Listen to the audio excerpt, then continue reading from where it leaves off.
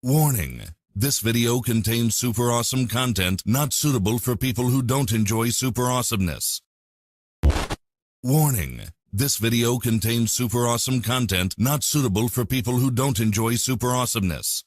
Viewer discretion advised.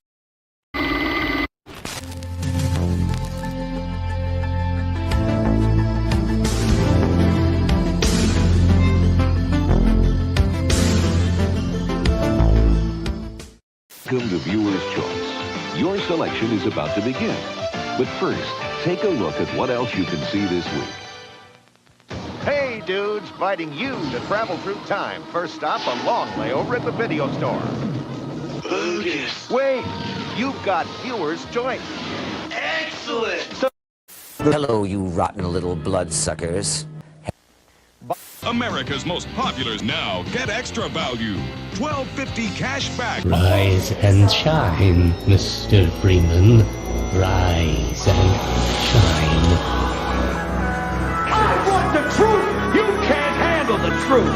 What? Say what it is. Let's get out of here! Like now!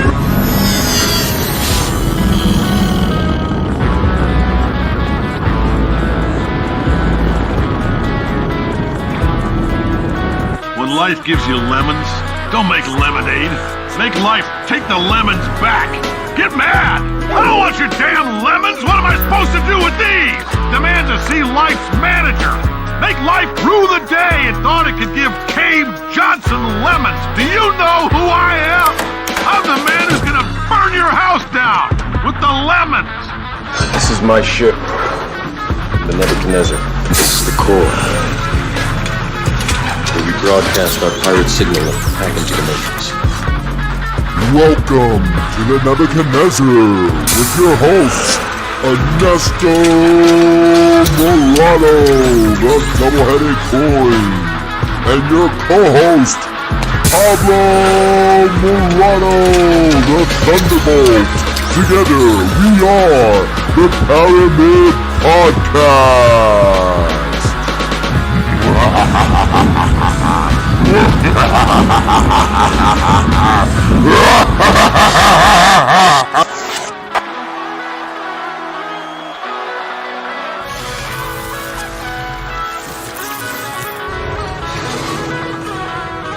Have a nice day. The right man in the wrong place can make all the difference in the world. The Illuminati, people say is a troll. It's not a troll. What? Well, it's based on like a factual organization, the Bavarian Illuminati. It's like it's a branch of the Freemasons. Yeah. And the Masons have all kinds of weird fucking like signals they send to each other to let them know what's going on. Like baseball. Baseball's a troll. Well, baseball's not a troll. I'm just saying it's never an exciting sport. Everyone just thought it was exciting. Everybody thinks they're playing baseball. They're really just sending Masonic signals. What were the... Here tonight to blow the lid off it, to be the whistleblower. I'm sick and tired of the secrets and the lies. It is the secret symbol of the Illuminati, and you're a part of it, and it is the all-mocking tongue.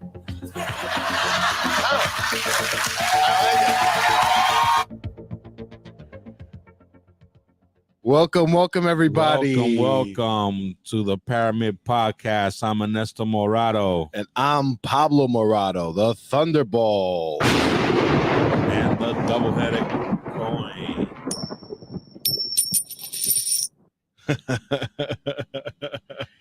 How you doing? I'm doing pretty good. So what's new? What's going on? Well, lots of things are going on. I've been doing a lot of research. But before we get into anything deep, so much for global warming, huh? It is freezing 80 cold. Inches in Buffalo. Oh, yeah. 80 inches in Buffalo within a 24-hour period. Wow. That's crazy. That's nuts. I heard they had to cancel a football game because of it. They got to cancel life. All of it. All of it. I saw videos when the guy opened the door and he has Pepsi cans, beers wedged in the snow. Oh my The god. snow covers his Oh whole my doorway, god. all the way up to the windows. Oh my god. So he decided to use that as a fridge? Yeah, he goes, "Here's my new fridge." And he shoved beers and wine and cokes into the. I mean, do you get claustrophobic or? I mean, what can you do? You gotta like tunnel your way out like a rat. Oh my god. And typically we keep all the that stuff in the garage, right? And if you're stuck, I mean, see if you could pull up some images. Let me see if I can find something. I'm pretty sure you're gonna find some images. All right. I mean, this is epic, biblical, record breaking. Wow, 80 inches is no joke. Let me see here. I mean, 80 inches is about what, 7-something feet? Something like that. Let's see if I can find here.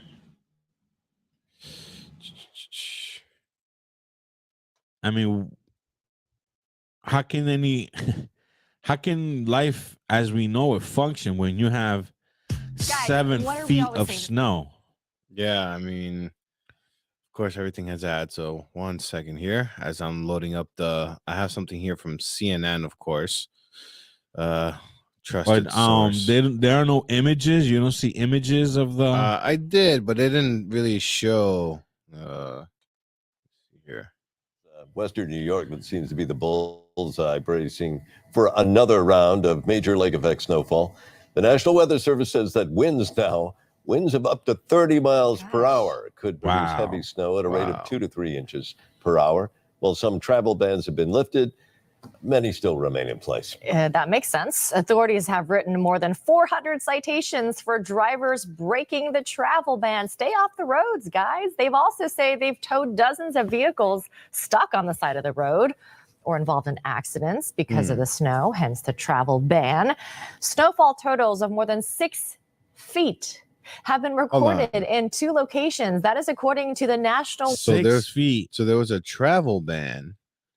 Yeah, there was a travel ban. Because how can you travel in 6 feet of snow? Wow. So what happens if you're caught traveling in a travel ban? You get fined. I mean, even the trucks are getting stuck in the snow. I mean, it makes no sense to get out on the road under those conditions. 6 feet of snow. My God. And that report, right? It was 6 feet then. But it kept snowing. Wow. So I believe final totals were like 79, 78 inches. Wow. Orchard Park, where the NFL's Buffalo Bills play, picked up 77 inches in a 48-hour period. Things here in downtown Buffalo are extremely cold, extremely windy, as I have been telling you guys this morning. And the thing with the snow over the last couple of days is that it just comes and goes. And the authorities here really have their work cut out for them when it comes to the cleanup. I want to show you just how much has accumulated and how fast it happened. There's a video I took of this last night, watching one of those snow bands come in across the lake and just plummet the area here with snow in just an hour. All the work that the cleanup crews had been doing, basically covered in snow all over again. These crews have been working around the clock, and local, excuse me, while I make sure I don't fall here. Local county officials asking people here in Buffalo to remain patient. Cleanup is underway, but it is taking a long time. Asking them, like you said, again, to stay home today, enjoy the game. But yeah, you're right. It's like unbelievable, though. And this year, I mean, if you look at the predictions that were going on, like during September, early October, they were saying because we're experiencing the weather phenomena La Nina. It was supposed to be a warm and very little snowfall in the Northeast. And God said, stick this in your pipe and smoke it. Well, actually, that's a wonderful transition to our first current event segment here. Because if you guys are just catching up with the cast, if you guys are just listening, our last few episodes have been hard to find because we've been banned. And I know it is gonna sound ridiculous, but we've been banned on many platforms. So we've been banned on TikTok. We got banned our last episode in 13.47. We broke a record in 4 seconds? 13 minutes and 47 seconds. We got banned off of TikTok. We got suspended because I said my opinion on the... You said that the Republicans are dumb. I said the Republicans are dumb for and not they fall prey every single time to the tactics of the Democrats. That's right. And for that, we got banned for misinformation and inciting violence. Right. I'm inciting violence by speaking your mind. By me saying that the Republicans are dumb. So with that being said, one of the things that we noted was that maybe it was because we said our disdain for China, and we know TikTok is a Chinese company, and we also in that episode let me clear that up, because since we've been banned, we've been suspended, don't take us out of context. That's right. We are against the Chinese regime, in quotes. The Chinese regime, not the people. Not the people, of not course the people. The people are the victims of that regime. Absolutely. So because I said that, or something to the effect of that, I got banned. We got banned. So, as a big fuck you to TikTok, we wound up doing a whole episode on the Chinese government and then all their cover-ups. And then the next time we went live, we got banned. So then we fucked TikTok again, and we went back on Instagram to go around them. So my latest report is that, again, like we have been mentioning, is not the people. And I guess either it is our aura, the ether, or whatever. Somehow or another, this report, after our sentiment was put out there in the universe, this report kind of came to me. And this is to show the sentiment of the people. And boy, do we love the people. So you ready for this report? I'm ready. All right. So this is what's going on in China right now. Fuck the CCP. Oh, wow. Yeah. We gotta watch our electrical grids right now. China's youth is giving up. They've quit their jobs, they've abandoned their families, and they have stopped trying in pretty much every aspect of life.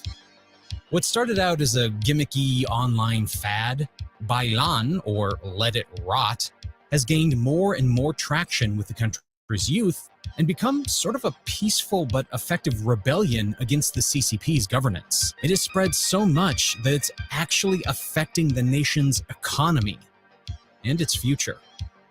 The CCP is so worried about this that Xi Jinping himself had to come out and call for the help of the country's youth to go back to work. It says, I hope that all young people can keep in mind the party's instructions, strive for national rejuvenation, live up. Hold on. Strive for national rejuvenation. live up to the promise of their youth and expectations of our times and our people. Run hard on the track of youth and strive to achieve the best results of your generation. So in this video, we'll cover how China got here, how did things get so bad that the youth have completely given up on life, and how is this affecting the economy and Xi Jinping's rule? Basically say no to the system. I will not cooperate. Then I have my own antisocial behavior. Bailan is even worse than Tanping. So that's the reason why Chinese leadership really worry about this trend. The phrase is really commonly used by me, by my friends, by the younger people in China. As we understand it, it's pretty disastrous in the long term structurally, right? Particularly as China's facing the same kind of demographic challenges. Unemployment in cities rose to almost 20% in July 2022, the highest since the Chinese government started publishing the figures in 2018. As a result, the country's economy has slowed down and is struggling to boost growth. Okay, before getting into why Xi Jinping is so worried about this let it rot movement, let's start from the beginning. How did we get here, and why are the Chinese youth seemingly giving up on life? I feel like I've shown this chart hundreds of times in my past videos, but here's China's GDP over the last few decades. They've experienced an explosive growth in their economy as China opened up to the world and became the global manufacturing hub. This led to noticeable improvements in people's lives. We can see that if we just look at GDP per capita. Wow. Millions of people who were born in underdeveloped villages in rural China were pulled out of poverty and are now living pretty respectable middle-class lives. Wow. That's a huge advancement in the span of a few decades. If we look at China's income graph, we can see that in 1990, the average Chinese citizen was making $330 annually. And by 2019, that figure is closer to $10,000. Wow. That kind of increase in a nation of 1 billion plus people, well, that's no small feat. The government did have to do a lot of forceful and questionable stuff to achieve this, but I mean, it's still impressive. The main issue here is that there were a lot of questionable policies along the way that the government implemented that are coming back to haunt them now. One of these policies was the one-child policy. One-child policy was basically exactly what it sounded like, limiting how many children families could have. In 1979, when it was introduced, China was a poor country facing an exploding population. 400 million births haven't happened because of this policy. It faced massive famine and housing shortages. Its economy needed time to develop, and the world deeply feared overpopulation. China's response was the famous one-child policy. Fearing overpopulation, the CCP forced families to have only one kid. Most of us could have guessed, but this led to many problems that we're going to need a whole separate video to cover. But here's a quick summary of what's important for this topic. Because of the CCP's one-child policy, it's expected that soon the country will have more older people than younger workers. Here's China's demographic pyramid in 1980, around the time when the one-child policy went into effect. This is great for any nation. A lot of working adults and kids. Adults are productive members of the economy right now, and kids will be productive members of the society in the coming future. The older population? Well, they already put in their hard work, so now they get to live off the work of the economically productive members of the society. That's why any growing economy usually has a lot of productive members and a smaller number of non-productive members. But due to the one-child policy, China's population wasn't able to replace itself. I mean, think about it. If you need 2 kids just to replace the parents in the future, and maybe a little bit more to make up for any unexpected deaths, that's why the replacement birth rate is around 2.1 kids per family. Coming back to our topic about China's youth, there's a lot of cultural pressure on them as well.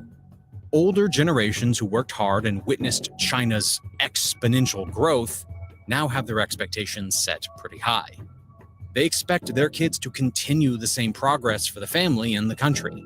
They expect the current generation of workers to get a higher education, get a high-paying job, and continue building towards a better and better life for them. And I've been with Chinese families throughout my life, and this is very accurate. This is how, I mean, Frankie Susu, in his, even in later in age, he was worried about what his parents thought, and this is ingrained in your psyche from very young, right? All So- their traditions, you can't, if your father's alive, can't wear a beard. It's disrespectful. So a lot of the traditions, you carry it with you in your adulthood, right? And then you start passing it down. But if you don't have kids to pass it down to, then what? Right. So that's the problem. So let's continue here. So what do you think of the report so far? It's interesting because they're totally the opposite of what's going on in Vietnam. Right. Right. Vietnam is totally the opposite. They're more young people. The whole country's young. Right, because they didn't have that one child policy. And they didn't have that one child policy. So, and that's gonna come And back to most bite of them. due to the war and all the turmoil, most of the elderly are gone. So very interesting. As the economy explodes in China, now you're having a gap in young labor. I'm 51 years old. Nobody wants me. Who?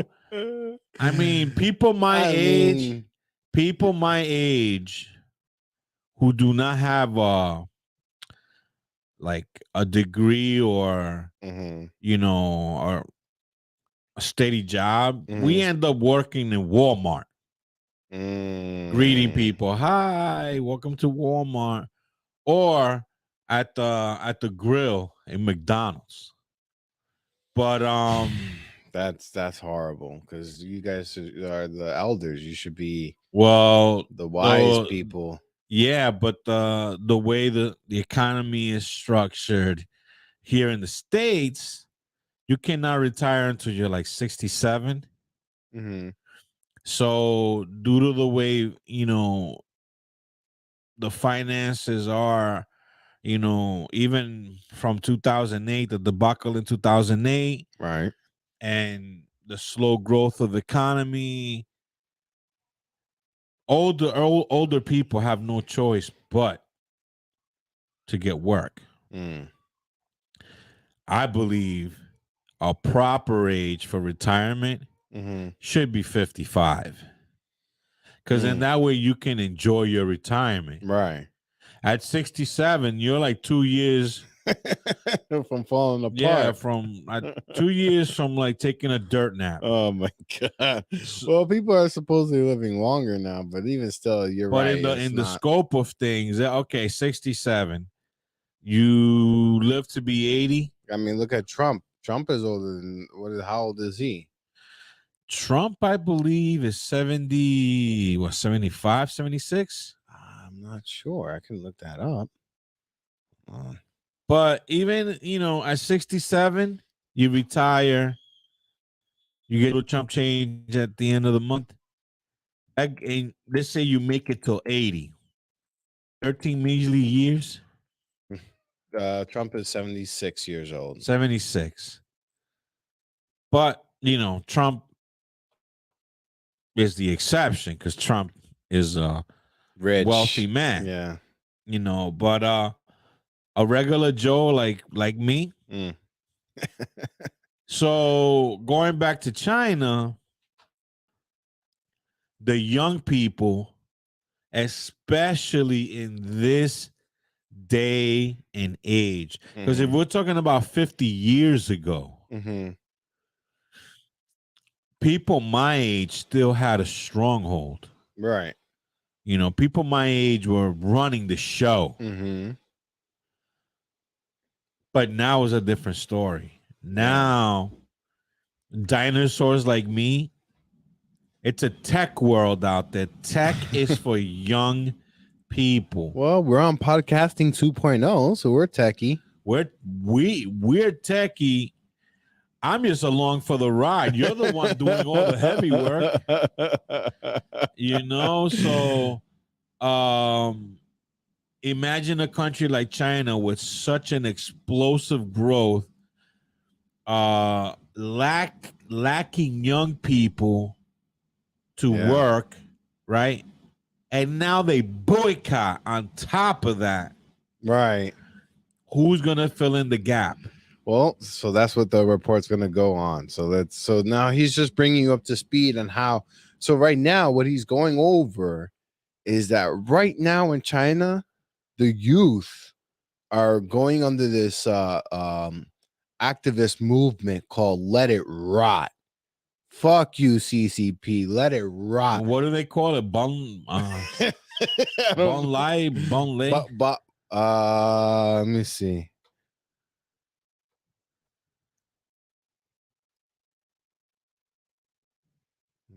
But yeah, I mean,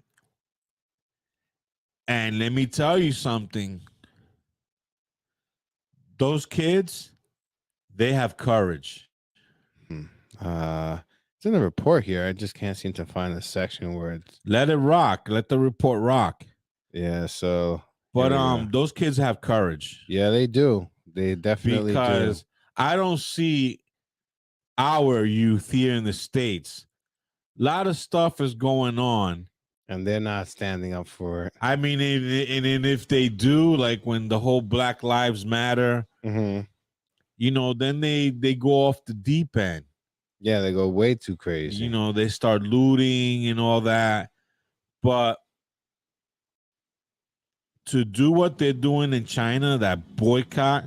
And it's a peaceful protest. And it's a peaceful protest. This is what we got to pick up here in America.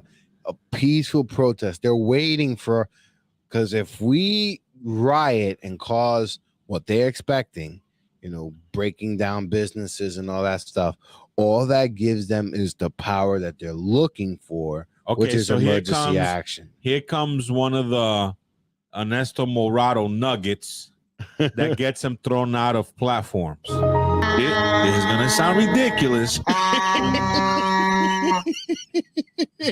You ready? You ready? Yeah, ready. Okay. We could have a peaceful protest. But then you get these moles, these FBI guys hired by the FBI to take a brick. Like they conveniently, how many times have you gone down Main Street or Broadway and just conveniently there's a stack of bricks? Never. I never. It's just convenient to the stack of bricks right there. Even when there's construction, it's behind the. But it's like you see these videos when these riots. No, I've seen them when I worked in Times Square, and the time of George Floyd, there was pallets of bricks. Yeah, like just all over. Brick. And then there's a conspiracy saying that was George Soros planting those bricks. I wouldn't. I won't doubt that. Because that dude is a dangerous dude. Yeah, he is. George Soros is dangerous.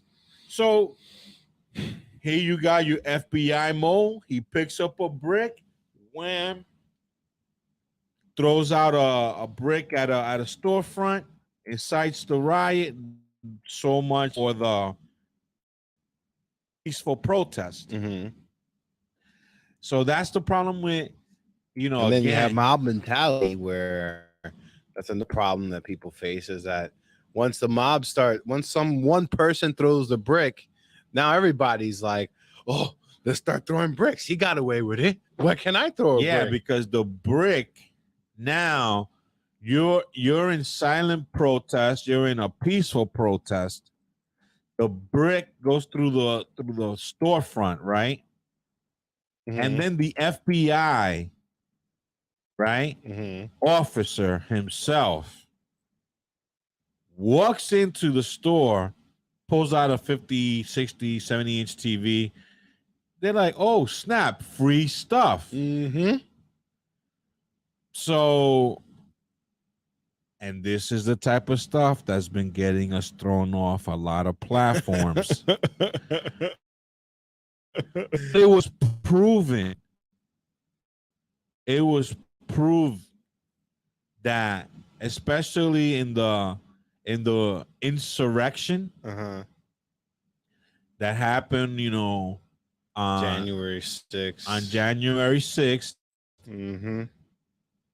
there was undercover FBI agents. There was within the crowd. There was it was recently I heard the report. But there was a report that I was listening to. Maybe I can find it. We're about to head into the break. Maybe in the break I'll look for it. But I also saw during the Black Lives Matter, you know, FBI agents dressed just like the people doing the riots. And I saw it on, you know, many platforms where people were like, I know that dude. This guy's an FBI guy. What is he? And you see him with the brick, like. I mean, it could be Photoshop, but I doubt it was Photoshop. Yeah, I mean, it's crazy. But I'm entitled that opinion, ain't I? Yes, you are. Freedom of speech. I'm entitled that conspiracy, ain't I? I believe so. You know, I could talk about it. Yeah. Why not? You know, if I say, check me, fact check me. I'll say it over and over again till I'm blue in the face. But sticks and stones will break your bones, but words can never hurt you. Stop letting these people brainwash you into thinking that your words can hurt. I mean, my God, people, stop banning thought, because all that's gonna do is breed more insidious and crazy thoughts. I mean, look at what happens. I think it goes further. It goes further than hurting people. You know, if what I'm saying, it is not accurate, how you counter that is by saying the accurate stuff. Right. You find proof of what I'm, and then by that we sound crazy. No, I think by that we're doing a service. Right. You know, because here I am with my crazy conspiracy, and my proof is what I've seen on social media and what I've heard on the radio and what I've seen on TV, you know, and then somebody comes along and says, no, you're wrong, gets the information that he believes is correct. We have a dialogue.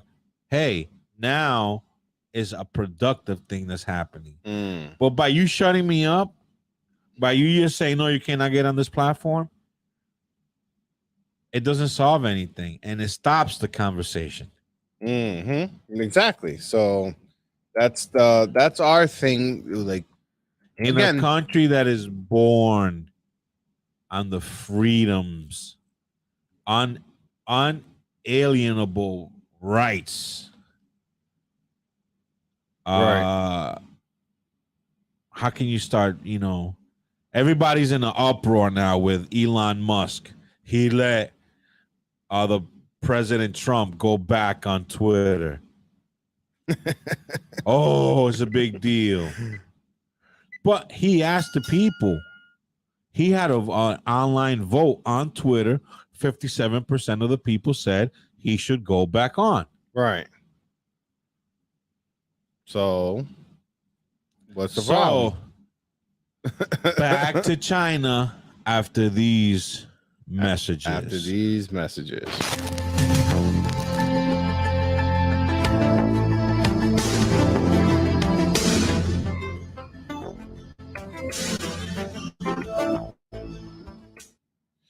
So, we want to take this time to let the people know that we have our own line of supplements. Yes. As a matter of fact, I have them right here.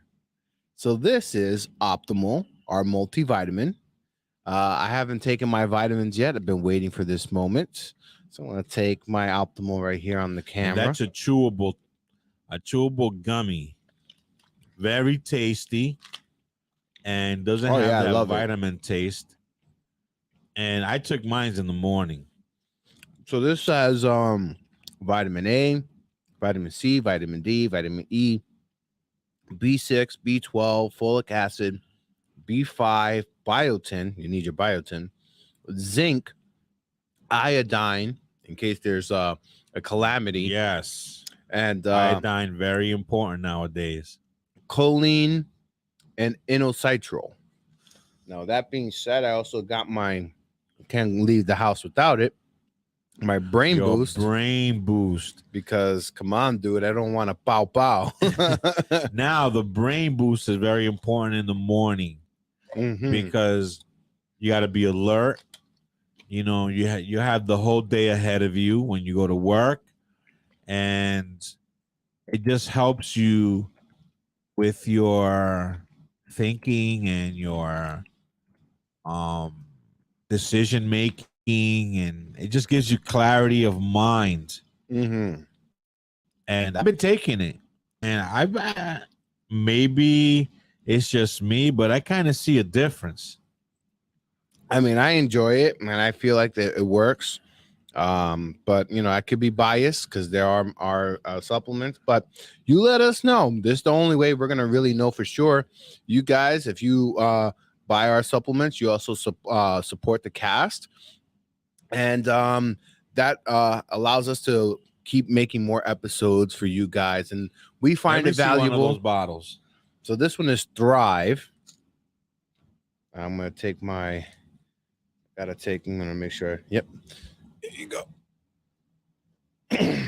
So this one is Thrive. Here's your here's a lid. And for our Instagrammers, and I got Leo over here. So you can this is see the way here. the bottle looks. That's our label. That's our brand of mushroom infused supplements. And I've been taking it, and I feel great. I mean, I'm taking them right now on the cast. Road. Got your Fortify. When I'm on the road. Now your Fortify is really good because it has vitamin K2 and D3. And Very important to have. Yeah, here for the Instagram followers, take a and you got And your this is our Flow. Fortify. Again, I took these in the morning when I got up, and it's been helping me with my drives. Yeah, I'm more alert. I don't feel tired because usually the road, you know, it hypnotizes me from time to time, and I get that, you know, weird grogginess behind. But ever since I've been taking these vitamins, I've been feeling great behind the wheel. And then on top of that, so I'm going to take my medicine here, but I have my medicine with our very own fungi. Oh, let me tell you about the fungi coffee. Mushroom infused coffee. And here you go. Let's see. It's fantastic. It's what I'm drinking right now. The flavors are awesome. And you just smell it. It smells so nice. So a again, batch this of it is right here. Our own coffee. That's our label designed by Mr. Pablo Morado himself. And I drink it black. And it's very flavorful. And I think it works. I'm on point. Cheers, good sir. Cheers. When I'm behind the wheel, I'm on point. Well, I'm glad to hear it. So, as our break is coming to a close here, I wanted to bring up this little commercial. But before you do that, the way you can purchase these vitamins. Yes, you're right. The way to purchase these vitamins, you go to thepyramidshop.com. That's THEPARAM as in Mary, ID as in David. That's right. .com. And there you'll find our supplements, our coffee, and our merch. We have some cool gear, t-shirts with our motto, if the universe is infinite, then so are the possibilities. And our screed climbing on top of the pyramid logo. That's right. What do you call it? Scary? The sweatshirt, the creepy. The creepster. The creepster hoodie. The creepster hoodie. That's right. So yeah, go to the pyramidshop.com, support us while you're supporting yourself, because by taking these vitamins, you're, fortifying this temple God gave us. And you could buy some gear too. I mean, it's winter. Yeah, that's right. You can buy some gear and all and your a hot cup of Java in the morning, right before you go out into that blistering cold. And you. And I use my cup, put it in here. Man, when I take that first sip, it's like, whew, feels so good. And again, every purchase supports the podcast. And the podcast isn't cheap, but to produce. So we need people like you out there, producers that are listening to this cast. Don't be a bobolongo. You do not want to be a bobolongo. Don't be a bobolongo. And worse than a bobolongo is a welepu. Oh my The God. welepu creeps in, sees a little bit of the show, then he leaves, and he comes back in, just pokes in. No, the welepu at least stays around and sees the whole program. No, you mean the I mean bobolongo. the bobolongo. Oh, you did Oh, a. here we go.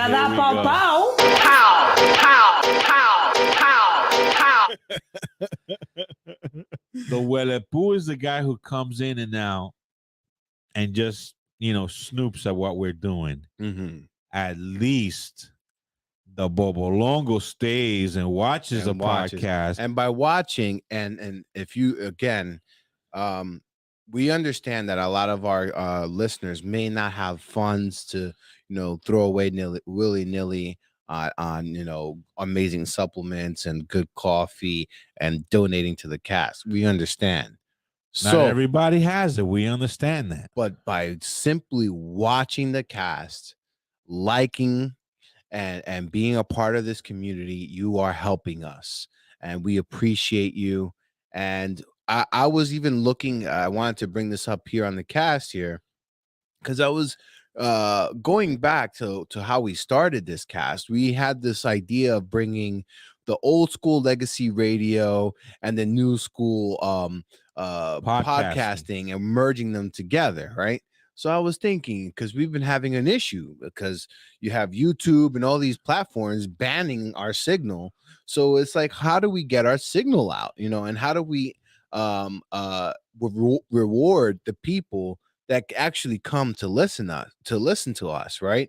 So what does legacy radio do, right? They give away stuff, right? They give away some freebies or whatever, right? So I was thinking that maybe in the start of the cast, or maybe in one of our segments, we can have like a dice, like a maybe I can get like a funky little die, and that has like a bunch of different numbers, and that will correspond with the lucky number of the cast, and maybe whoever comments on that number, or there be set, or we'll have like a thing. We'll say, if in the beginning, let's say we only get 7 comments, so if it happens to land on 7, the 7th comment gets the freebie, kind of a thing. That's an idea, and it entices people to comment, and gives you an incentive.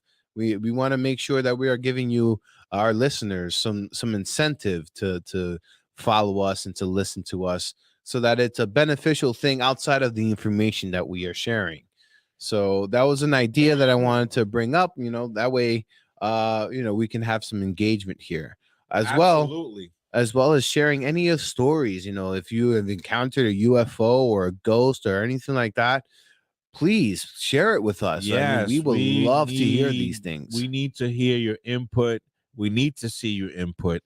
You can go on the Pyramid Shop and you could send us your photos, your comments, your audios. Maybe there's somebody who has a very unique EVP, Right. you know, that they recorded. Send it to us and we'll put it live on the podcast. And with that said, don't be a Wellepu. It's okay if you are in the Bobolongo status, but once you donate, you become a verdugo.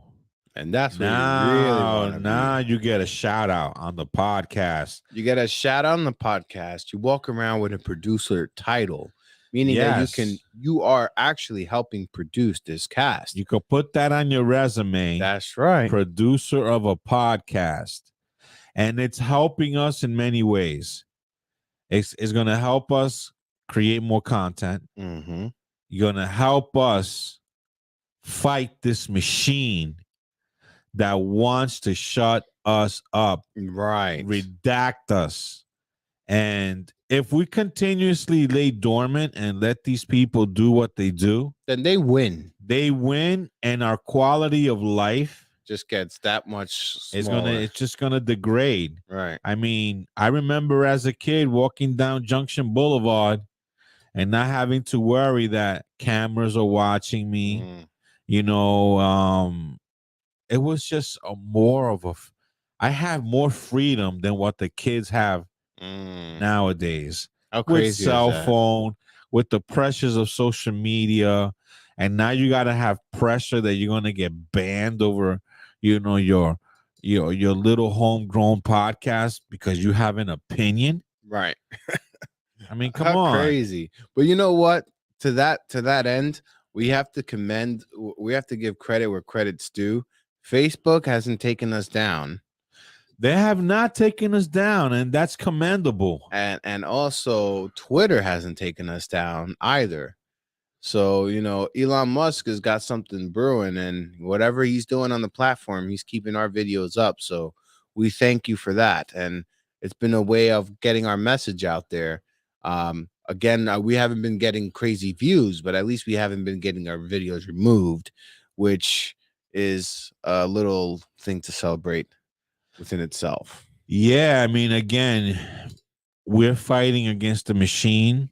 We're that rage against the machine. Right. We want to have the freedom to say what we want to say in a peaceful manner. We're not inciting violence. By me saying that the Republicans were dumb, that's inciting violence. How's I'm giving you strategy. Dude, you're falling for the same old tricks every single time. But with that said, please donate. Please provide us with content. Please send us your videos, your pictures, your comments, and we will be using them on this podcast. So with that said, let's continue with the topic at hand. Yes. So let's go back into our current event segment. The Illuminati. You've got to get mad! I'm mad as hell.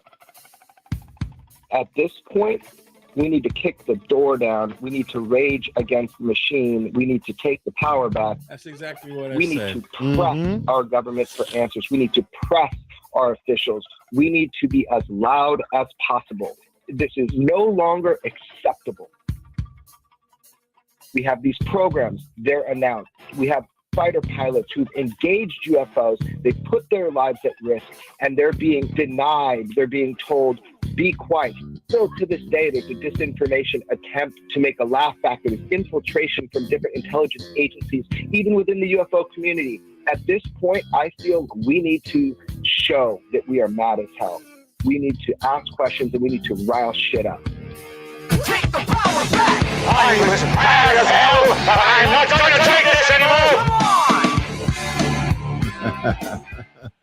Man, I agree wholeheartedly with what that gentleman was talking about. You know who that is, right?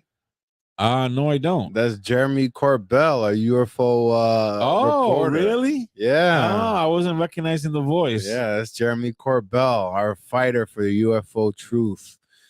So back to the Chinese report. So we got a little bit of background as to why they're protesting. They're protesting, and let's go back into it, and we can discuss further, because I brought this up not only to show that yes, the rebellion's finally coming to China, but also to set the stage of what's going on in this world. This is crazy. I mean, everything that's going on is pretty wild, because you got I think now this is my crazy conspiracy, and it is gonna sound ridiculous. What do you think of that little? I like it. So, my little crazy conspiracy, I have been thinking that World War III isn't going to look like the previous wars of the past. I've been thinking that World War III might actually be a war between the commoners and the governments that hold them down. I've been feeling this way because So like a dystopian kind of like Brave New World kind of thing, like where, because if you're seeing China's rebellion and you're seeing here in America, we're rebelling with like January that movie. 6th. What's the name of that movie? Mockingbird and all that stuff. Something Games. The Hunger Games. Hunger Games. That's right. So I feel like right now we're in a time period where like everybody's every individual country is going through their own rebellion, and it's the masses coming to a realization that we can't tolerate the way we've been living, or the erasing of how our lives have been since COVID. Like this is not no longer acceptable. And if it's reached as far as the CCP, which is the most stringent, and the people that take, I mean, for God's sakes, they're harvesting organs over there. I mean, oh Christ, I mean, God, yeah, if you protest over there, you might as well be on the menu. Yeah, I mean, that's why I was saying that these kids, they're brave. Because they're absolutely brave. In Tiananmen Square, did they run over the protesters, or did they not run over the protesters? No, they ran over the protesters. You see, that's how China rolls. So these people protesting in China are brave, but it's got to a point where and what I'm hoping that what these kids are doing is infectious. Well, what I'm saying is that they are a symbol, but they're not the only ones. I mean, what these people are doing, you have people in Iran. Have you heard about that? Other brave souls. I mean, there's a lot of rebellion going on, and it's almost as if like that's where the world war is, because back in the World War II, it was like different countries fighting against each other. But now you're seeing that no, all these countries are not fighting against each other outside of Russia and Ukraine. They're mostly fighting within themselves. And the Russian Ukraine is another branch of people that are fighting amongst themselves, because people that are Ukrainians kind of think of themselves as Russian and vice versa, right? So that's another like rebellion from within themselves. Like all these countries are at a turmoil, rebelling from within. Well, there's like a civil war happening globally almost. But I believe the reason for this upheaval with the people and their government, I strongly believe that somewhere between, I don't know, between 2019 and 2020, or maybe earlier than that, we've experienced an awakening of consciousness. Like people are more aware. Like and they're, you know what I think what it's attributed to, that awareness. What? This thing, this little. The device. Our devices. Our smart devices. No, you know what? That's true.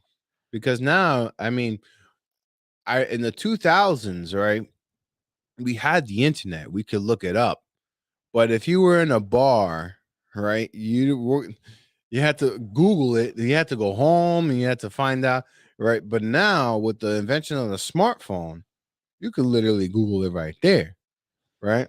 And then, yes, but my whole thing with this awakening, it's not so much information based as far as the best way I can describe it is something dormant in our human genome has woken up.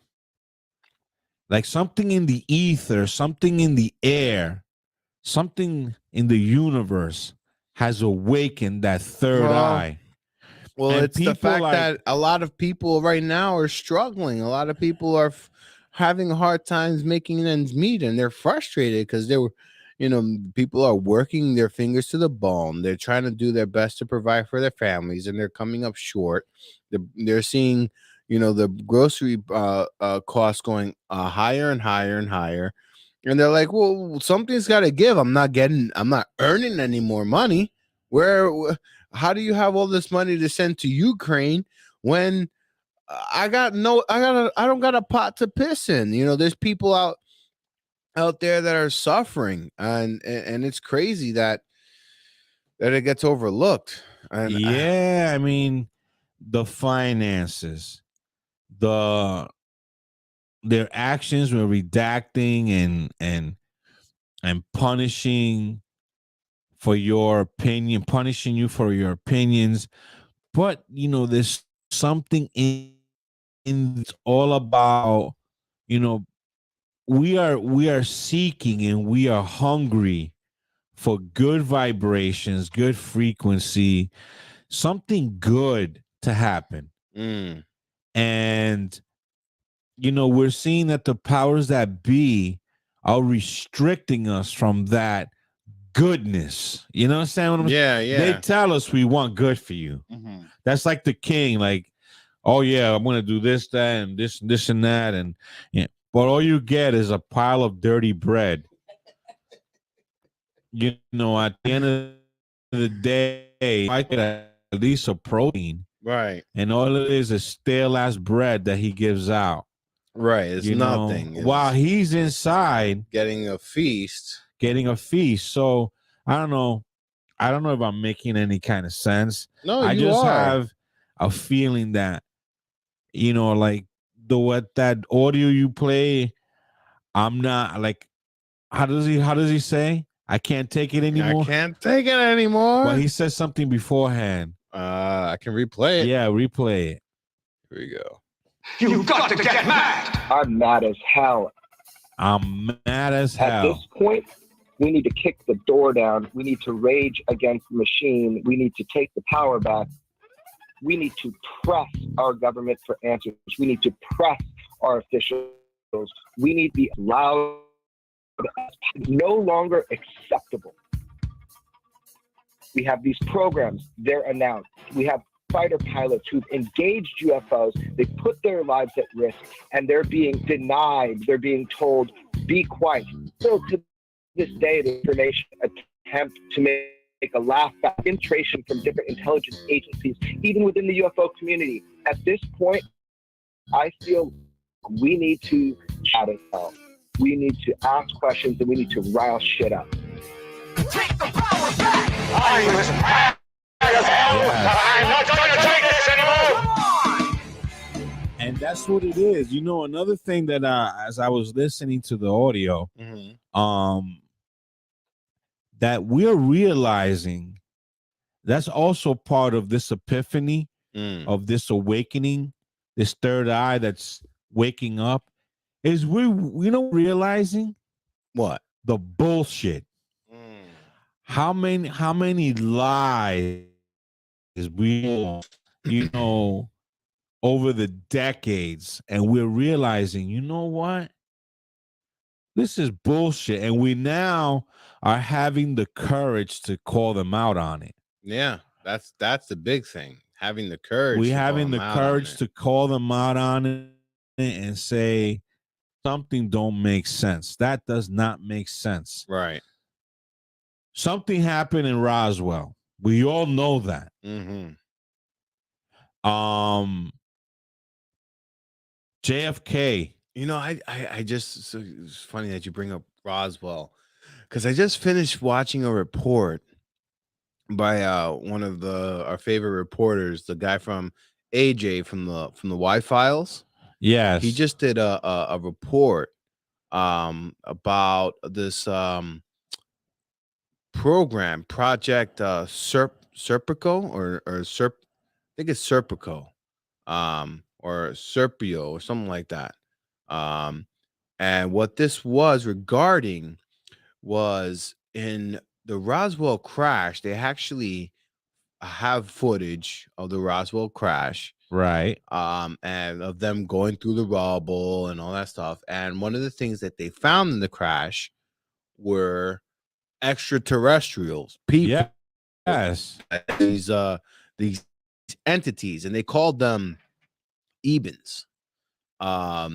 So these Ebens, I think they're like extraterrestrial. I forgot what Eben stands for. I can look it up, but in any case, they did an exchange program, this Project Serpico, and what it was they had sent 12 astronauts to their planet to live amongst their planet, and they had left one of their people here to instruct them on how to how to backwards engineer their technology, because they didn't want to do it at first, because they were saying that we're not ready for this technology.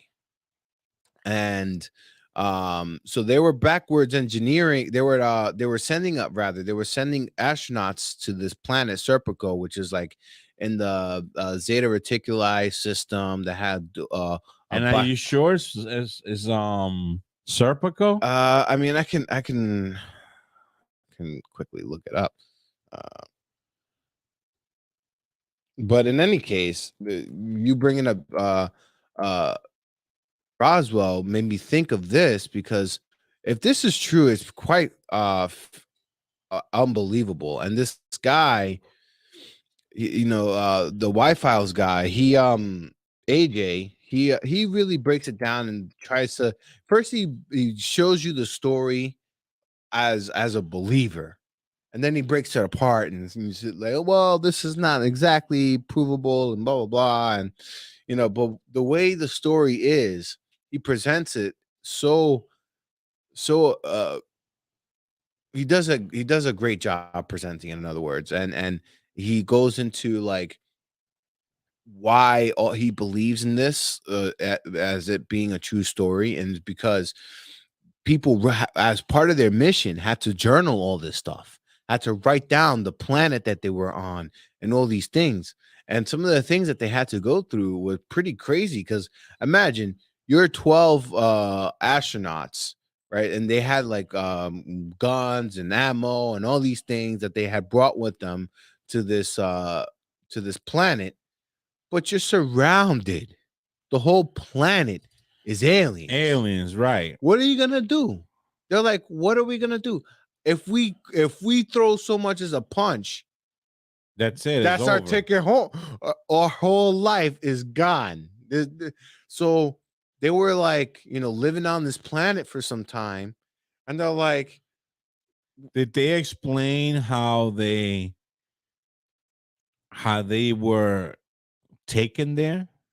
Yeah, they did. They were taken through wormholes. They were on this ship, right? And like a anti-gravity ship, and he was stunned on how gravity was consistent pretty much throughout the ship. and supposedly they had every astronaut had their own pod, which was like a chair, and it was just like facing, I forgot what it was like, but it was just like a little pod with a chair, had no seatbelts of any kind, and they'll tell you to sit down. And when they were jumping through a wormhole, somehow our bodies couldn't take it, and you would just pass out and then wake up throughout in the next. Interesting. So they apparently being up there in space in this travel was hell on their bodies, and these aliens had some kind of antidote. Like they would give so like this chalky substance, something that they said resembled like chalk, and all of a sudden they'll feel better. Like, or they'll give them some weird thing that tasted like nothing, but all of a sudden they'll feel better. Wow, that's interesting. So then when they get there, they're they're doing their thing, they're researching, they're learning about these alien life and civilization, and they're like, oh, where's Bill? Oh, Bill's not gonna be here anymore. And everybody's like, what do you mean? Like, people are gonna grab for the guns? What the hell you mean Bill's not? Oh. And then they had like some of the extraterrestrials knew English to a point where they can kind of explain it to them, and they're like, listen. So one of the members were asking for another member. And they're like, oh, he's not gonna he's not with us no more. They're like, what the hell you mean he's not with? Well, he's not coming back. What do you mean? Well, they were like, well, they're currently using his body to do genetic tests and cloning and stuff like that. And in their culture, like that's like being chosen. Like that's acceptable. That's like like the people that get the human sacrifice, like they're like it's an honor. It's an honor, right? To be it's an honor. It's a huge honor to be part of like the way the Mayans that right. If they won on the ball court. See, people got it twisted with the Mayans. And I've been to Chichen Itza. Okay. You won that game. You get that rubber ball through that hoop without using your hands, only using your feet. Your prize was you got massacred. Wow, what a great prize. And they were honored. Wow. They were like, yes. They were honored to get. So that's what they were doing. They were like, so she was like, oh yeah, they're just using his body for genetic. They just took apart his organs and they're using it for genetic material to do this cloning and stuff. So then they were ready to get angry, but then they realized, like, what are we gonna do? What can we do? There's nothing we can do. We're held by the balls here because they had to go through something called sheep dipped, which is like basically you are removed from society. Who you are, Anesto Morado doesn't exist no more. Everything that your tax records, all of that stuff, and on paper and to the world, you're gone. Dead. You're a gone. Ghost. You're erased. You're erased. So, and then they're like collateral because they have the alien back on Earth that's teaching them stuff, and that was like their negotiation. They were like, okay, we'll teach you some stuff, but we got to take some of your people to show you of our society and how we operate. Something like in good faith. I give you one of Right. mine, you give me. Right. It's funny you bring up this story because I just bumped into a video. And this is all dovetailing with this awakening that we're experiencing. Mm-hmm. The protest that's going on in China. Right. It's people are more aware. It's like there's an awakening happening. And we're not swallowing the BS no more. Right. And I don't know if I sent it to you on WhatsApp, but I bumped into this video with Kurt Russell.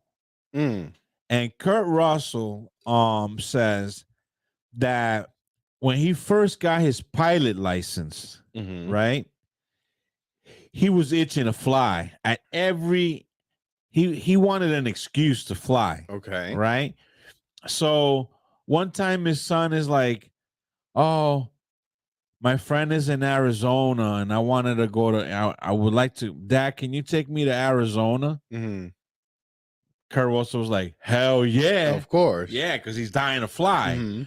So he puts his son on his airplane. They head out to Arizona. And as he's approaching the airport in Phoenix, he sees 6 orbs hovering. Oh my God. Above the airport. Kurt Russell, nowhere in hell does he think that this could be like a UFO. You know, he's like, he as he's approaching, he tells the tower, okay, so how long is this construction going to be going on? And whatever it is that you need these lights for. And they're like, "What are you talking about?" And he's like, those lights that you have, are you guys doing something on the tarmac or something? They didn't know what he was talking about. Right. So he lands, takes his son to his best friend. He takes off on the airplane and goes back home. Never, ever thought about it.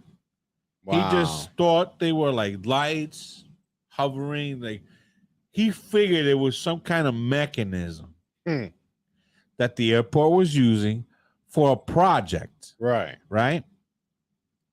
He fast forwards like 10 years after that event, and he's seeing a report on this thing that they call the Phoenix Lights. Oh my God, that's what he was seeing? Yeah, check this out. He's like, "I'll be damned." He's looking at the video, and he's like, "Wait a minute. That's what I saw." Right?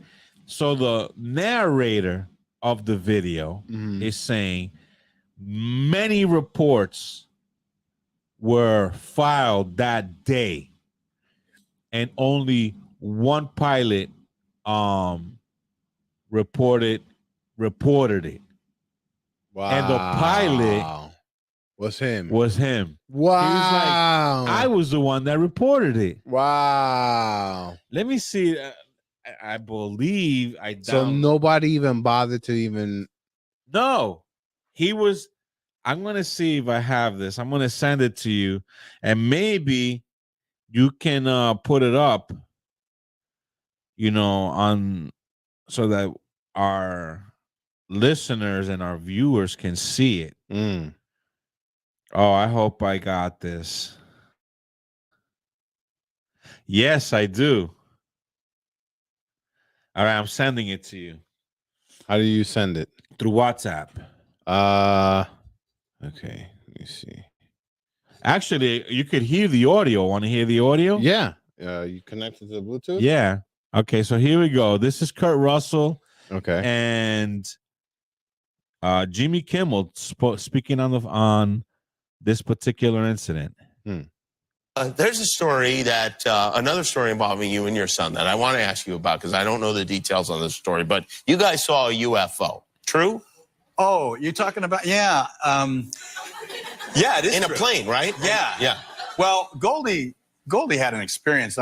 She wrote about it in her book. But anyway, so she's not just a firm believer. She had an experience. So one time, Oliver, I was flying. It was in a time where I was kind of like I just a couple of years earlier learned to fly. So I was still in a period in my life where any excuse to fly would do. He wanted to go to Phoenix to see a friend. And I said, sure, I'll fly there. Oh, really? Okay. So we flew to. My dad wouldn't drive me to the mall, by the way. Maybe bowling. That was it. So we're going into Phoenix, and I think it was Sky Harbor, and there's these bank of lights, 6 lights in the shape of a triangle going back right over the airport, and I'm looking on the horn, talking to him, and I'm coming in, saying anything because I'm kind of confused by it, but I can't tell if this is going to be an issue or not with landing. And Oliver said, "Hey, Pa, what are those lights?" And I said, "Yeah, I don't know. I don't know what they are." And so anyway, I called up the tower and I said, "What are you guys painting tonight over the airport?" And they said, "We're not showing anything. What are you seeing?" I said, "Well, there's 6 lights in a row." And they said, "Do you want to report this?" And I said, "Look, I can't identify it. It's flying and it's 6 objects. So that's what it is, right?" So we landed. I dropped him off, flew home. Years later, I come home and Goldie's watching this show on UFOs. And the most reported one of all time was this one in Phoenix. And I start to see this show and I said, "Wait a minute. That's the night Ollie and I were landing in Phoenix. I remember that." And I said, "Wait a minute, I've got it in my logbook." So I went to my logbook and I didn't mention anything about the reporting the UFO, but my flight was logged. So I said, "Yeah." And on the show, they talked about 20,000 people reporting it and only one general aviation pilot. And I said, that's me. Right? So the weirdest part of that to me, though, was I'd never thought about it from the time I landed until I saw that TV show. And when I saw Oliver the next day, he hadn't either. Really? I thought that was kind of bizarre. That's when you know you have an interesting life, when you go like, "Yeah, UFO." So, I mean, that's fascinating. And then, there are people that say, no, what he saw is not those were weather balloons. We're tired of the bullshit. That's what exactly right. And with that, it's time for our next break.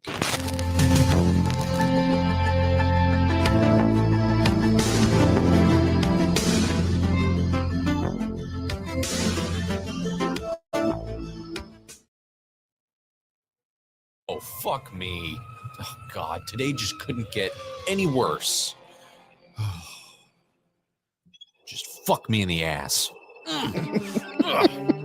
That's all I need, man. Just someone to just fuck me right in the ass like this fucking job fucks me right in the... Oh, my God, wait, who are you?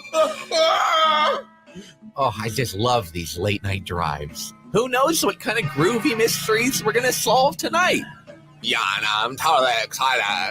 I say we solve the mystery of, like, who's got the best tits in the van. Come on, ladies, whip them out, Bang Bros bus style. Whoa, hold up. Oh, fuck. There's some guy laying down on the road over here. Let's investigate. Poor guy. What do you think happened? Oh, my God. He smells like raw butt sacks. Zoinks, it's like a total crime scene here, dude. There's a bunch of blood and cum back here in the back seat, dude. Sodomy murder. Time of death, 12:47 a.m. Hey, wait a minute. He's not fucking dead, Velma. No, I'm alive.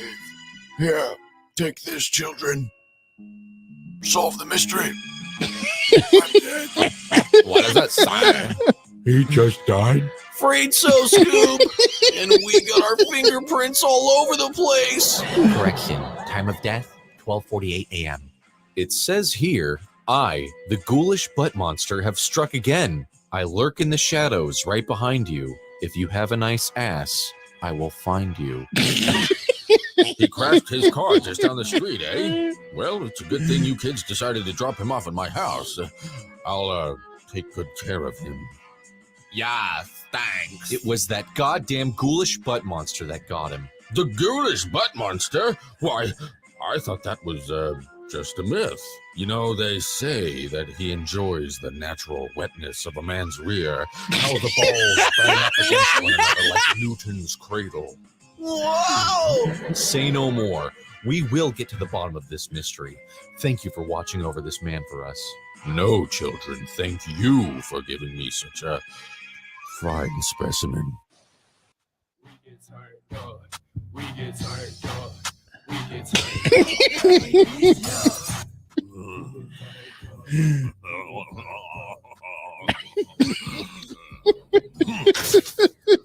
Oh my God! What the fuck happened? This is perfect. Come on, guys. It's time for a good old old-fashioned anonymous pitch black barn buttfuck session. Everyone strip down. Come on. I'm so fucking down for that shit, dude. Ready to get fucked all night. Oh, shit. It actually worked. Well, I don't know how the hell you kids solved this one, but great job. When I get out of jail, I'm going to murder all of you children. I highly doubt that Officer Johnson would let such a thing happen. Right, Officer Johnson? Officer Johnson? Ooh, nice bling bling.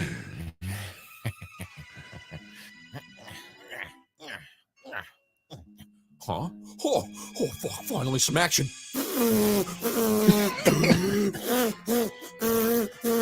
Keep blowing, fat boy. Fuck.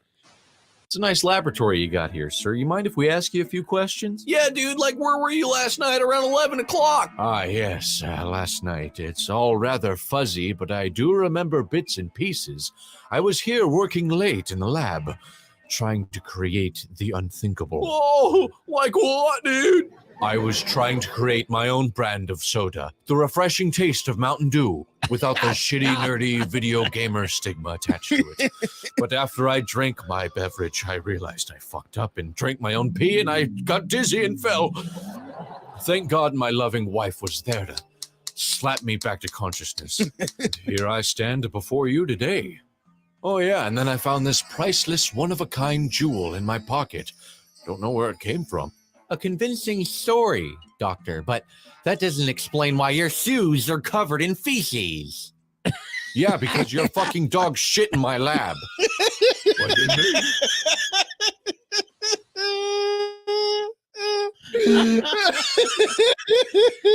mean? Oh, thank you, Jabrudi Dubs, for the laughs. My God, yo, these guys are fucking funny, man.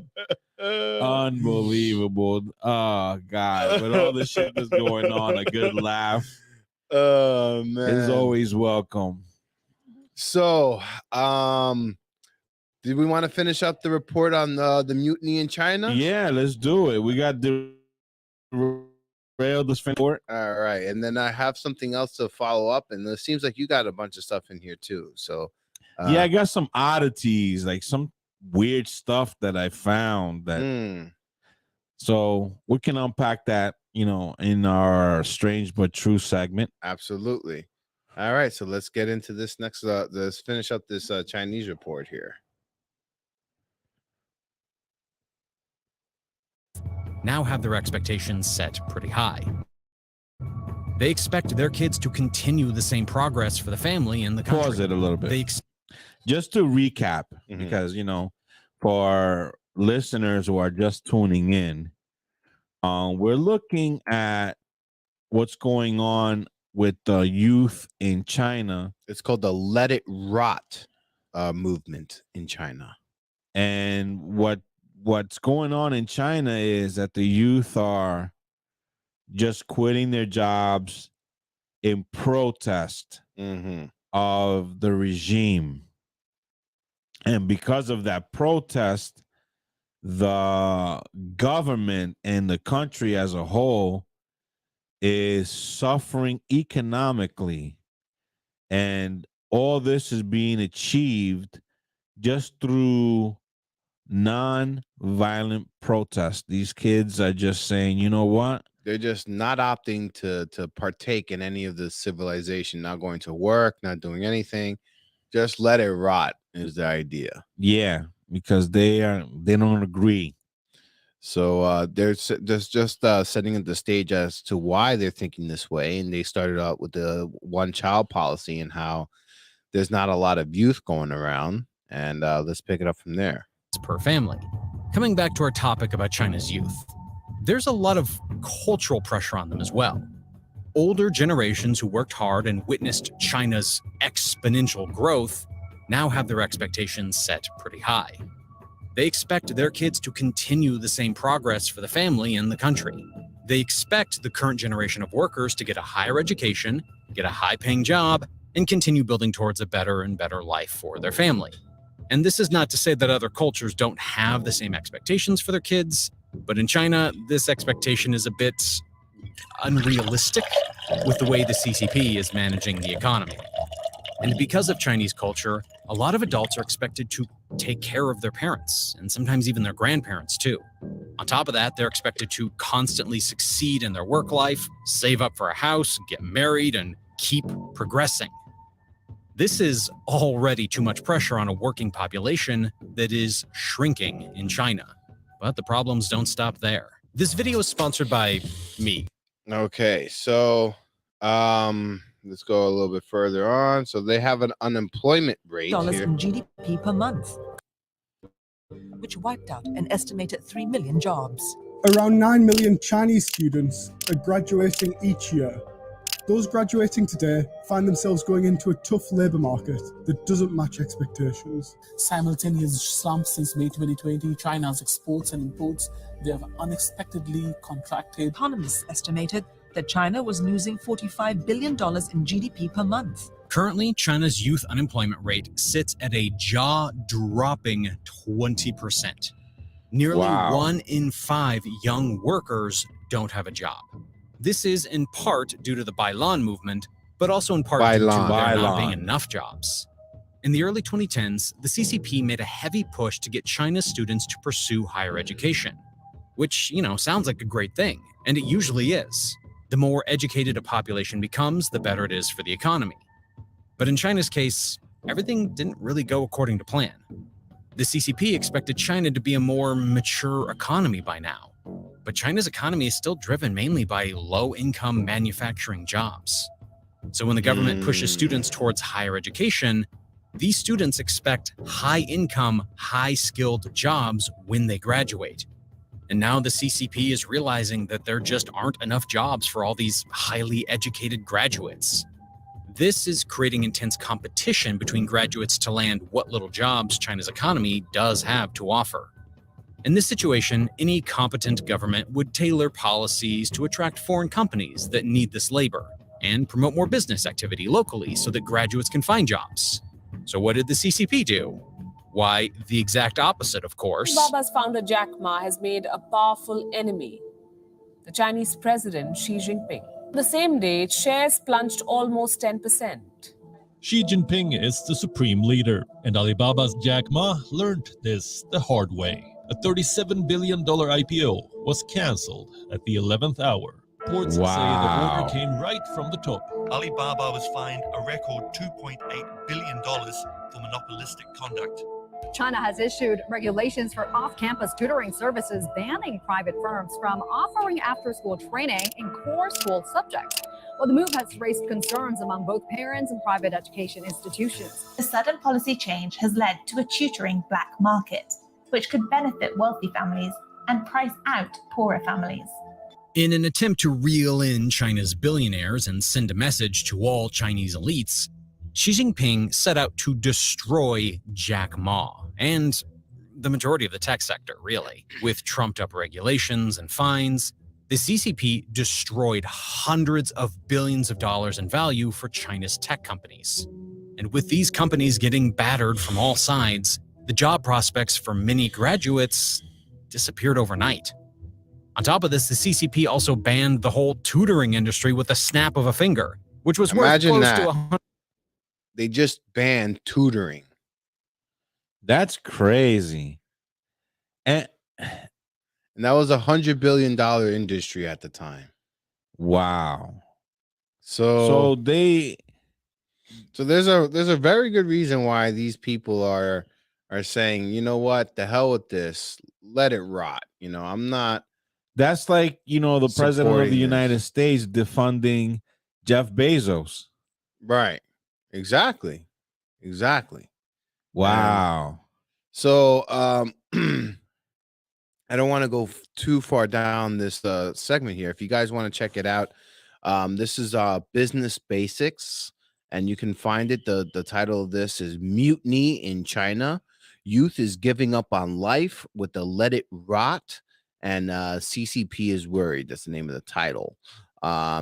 But I wanted to bring us, because now we got to the point where it's saying that, you have the economy going down and everything, and what how they took over Jack Ma's company and just made it go disappear overnight. It reminded me of last week. We reported something about FTX. You remember FTX? Right. The crypto company. The crypto company, how they're losing billions overnight, right? Yeah, I heard reports where now FTX is now owing billions of dollars to people that invested in their services. Right. So and the people that are associated with them and promoted the company are also having some backlash and issues with this as well, are being scooped up in this whole lawsuit. Lots of celebrities are involved in this thing. And so that brings me to this, because this is goes to show you how this might be the only celebrity that may not be on the hook for promoting FTX, and you're gonna see why.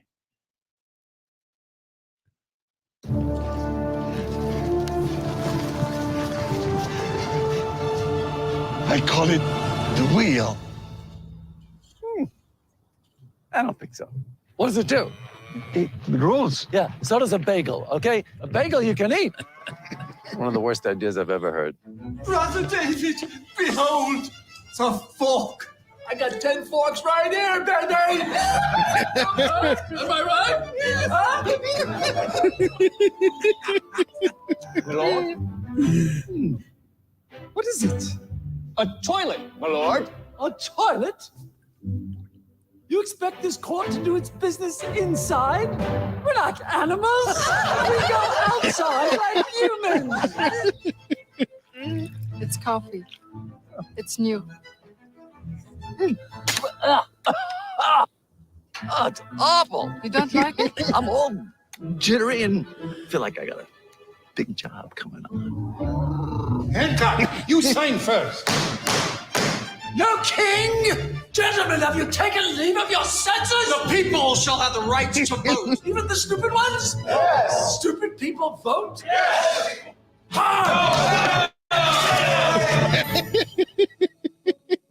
Edison, can I be honest with you? It stinks. Does your wife know what's going on here? She knows I go to work. You're wasting your time, and it's sad. You might as well put the dishes in the shower. Hey, Catherine, what's cooking?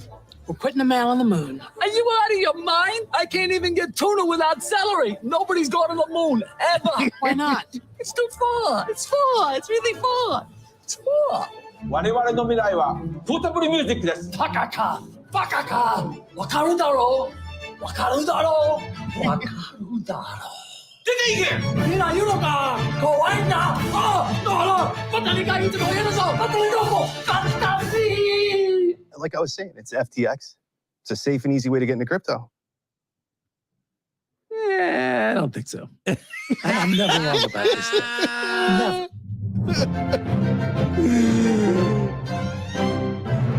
Franklin! Hey, I left my cane in there. What? What do you mean? Hey, that's an expensive cane! Wow. So about the only celebrity that probably won't get scooped into this lawsuit, because he was the only one that was like, I don't think so. And they did that commercial. That was an FTX commercial. Right. That was an FTX commercial. So they must have known something. I mean, obviously, right? Yeah, but it seems to me like by way of this commercial and Larry David's humor, Larry David might have been invested in this thing. Maybe. I don't know. But what are the odds, right? Yeah. How crazy is that they got Larry David, and it was a Super Bowl commercial at that. Wow. So they spent all this money to have Larry David, and all he did was shit all over it. I don't think so.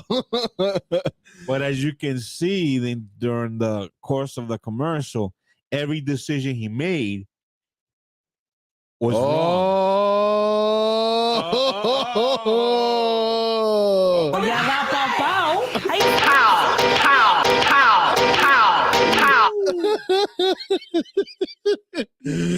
Oh.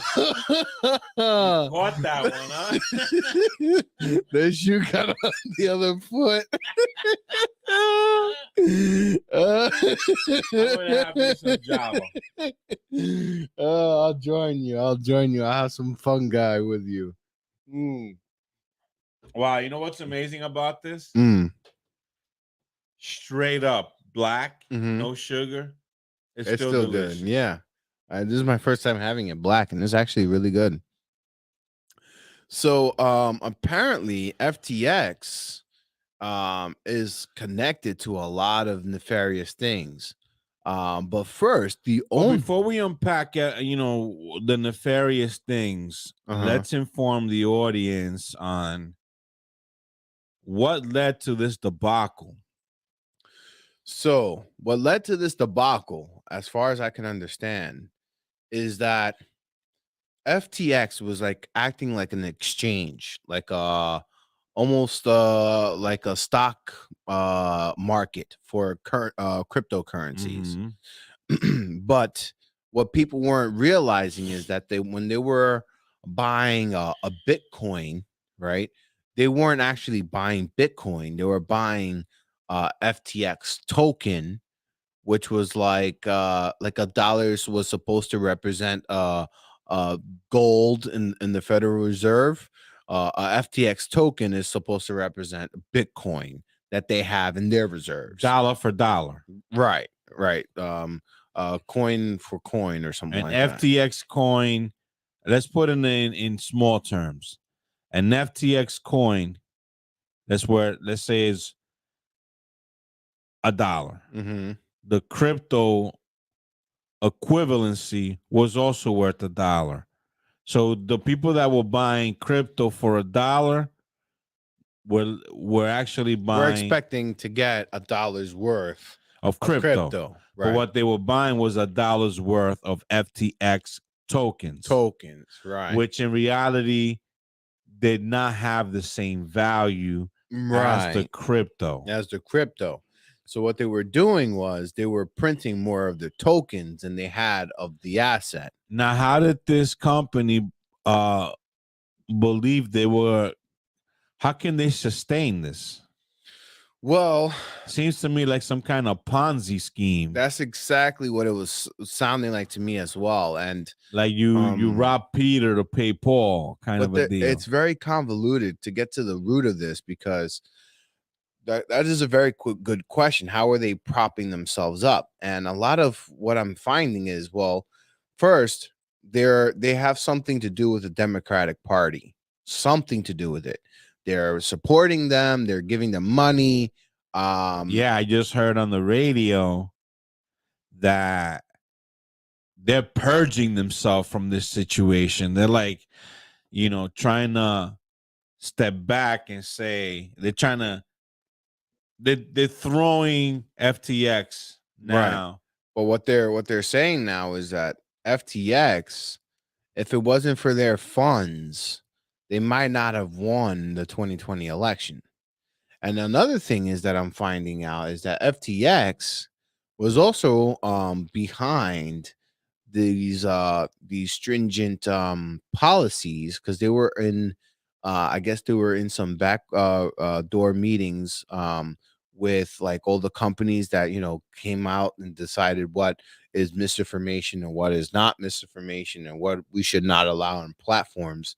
And I guess the CEO of FTX was in that room, and he had suggested to you noticed that, right? Yeah. So he had suggested to ban I believe it was ivermectin, and he was part of that campaign to snuff out the ivermectin information. And because he has donors, this is the CEO of FTX. And then another thing is with this CEO, so he's sort of like vested in the vaccines. Somehow he's like If like you a don't want people puppet to for get somebody. ivermectin, why does that concern him? That's the thing. It shouldn't concern him, but it seems like he is acting like a puppet or like a bank for like democratic ideals and what they want getting pushed to the public because he has been funding these things. So that aside, now if you look into the guy himself, this guy lived in the Bahamas, right? He had nine wives. Yeah, let me tell you something. I've heard some weird shit in my time, but this dude was involved in what is called the polyamorous, is it right? Mhm, Polyamorous.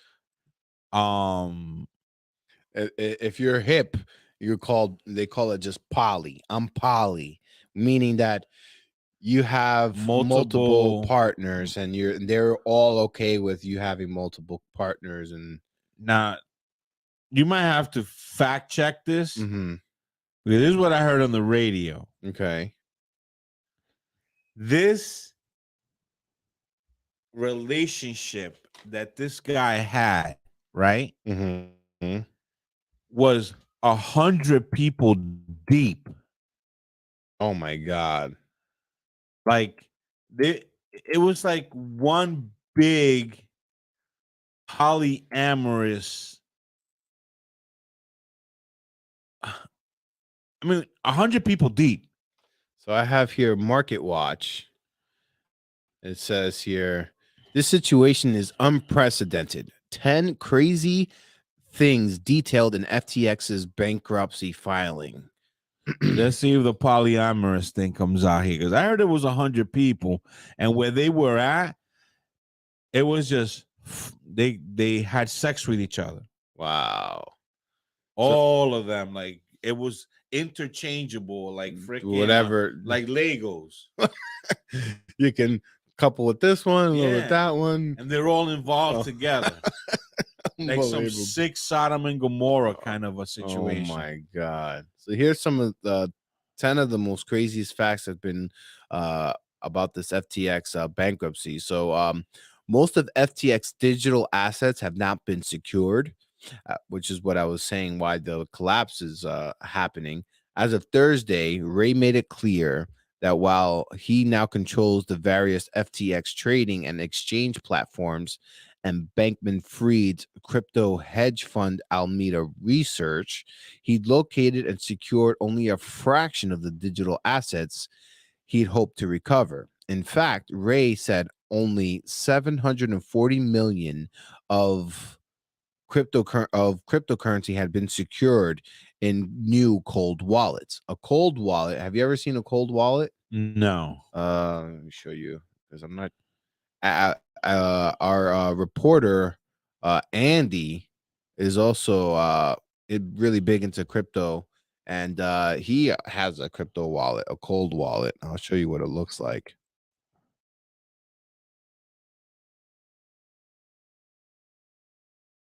A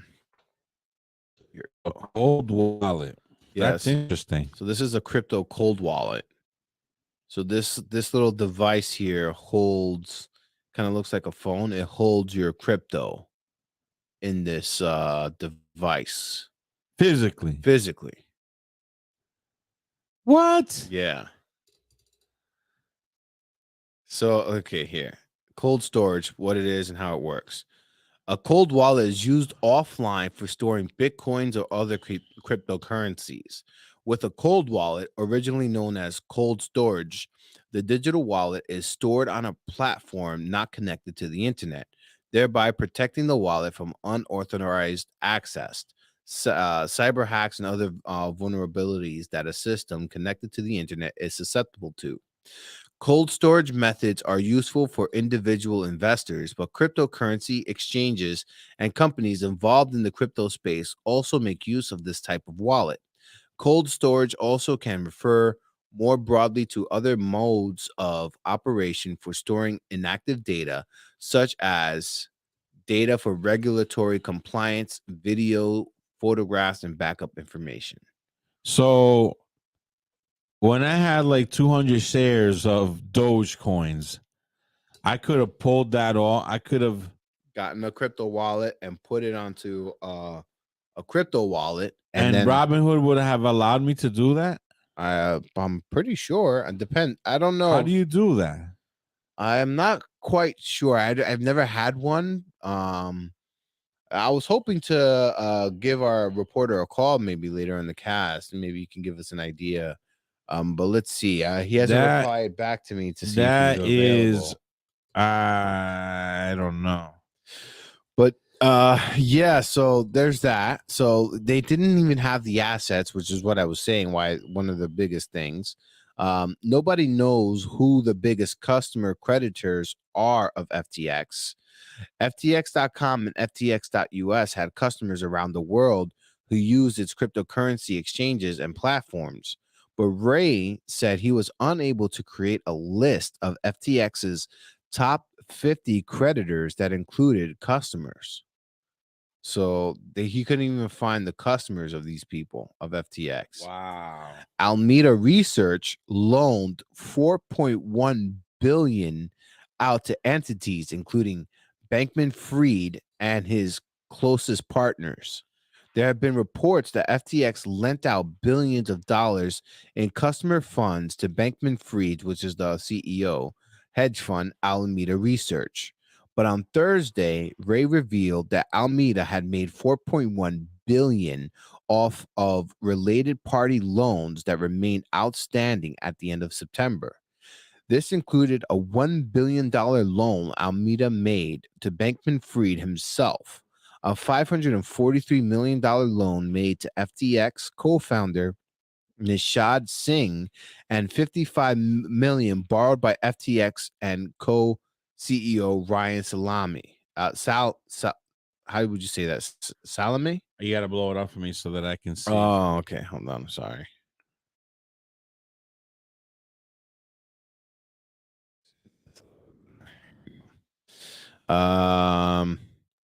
So let's see here. So yeah, he was lending a lot of money to his own Alameda Research, which was like a hedge fund he had, which was a way for him to funnel money to himself through so he was getting investors to invest in FTX, and he'll take FTX's investments income and invest it into his own hedge fund, which then he would take the money out and use it or loan the money out to himself. So this was like a Ponzi type of scheme. Yeah. So it says FTX corporate funds were used to buy personal homes, personalized emojis to approve disbursements, to demonstrate the lack of disbursement and appropriate business controls at FTX. Ray pointed out that FTX employees submitted payment requests through an online chat platform where a desperate group of supervisors approved disbursements by responding with personalized emojis. So, and then 6, Alameda Research was one of the world's biggest hedge funds. According to the bankruptcy filing, Alameda balance sheet owed $13.46 billion. Oh my God. In total assets at the end of September. That is roughly equivalent to the assets managed by famous billionaire hedge fund traders like Bill Ackman, Paul Tudor Jones, and Jeffrey Talpins. 7, audit opinions from the metaverse. Bankman-Fried secured audit opinions for the international FTX trading platform, part of his business from Prager Metis, a firm that Ray had never heard of before. Ray said he went to the firm's website to learn more about it and discovered that Prager Metis described itself as the first ever CPA firm to officially open its metaverse headquarters in the metaverse platform Decentraland. Well, look at here. I got this thing from the New York Post at that. Okay.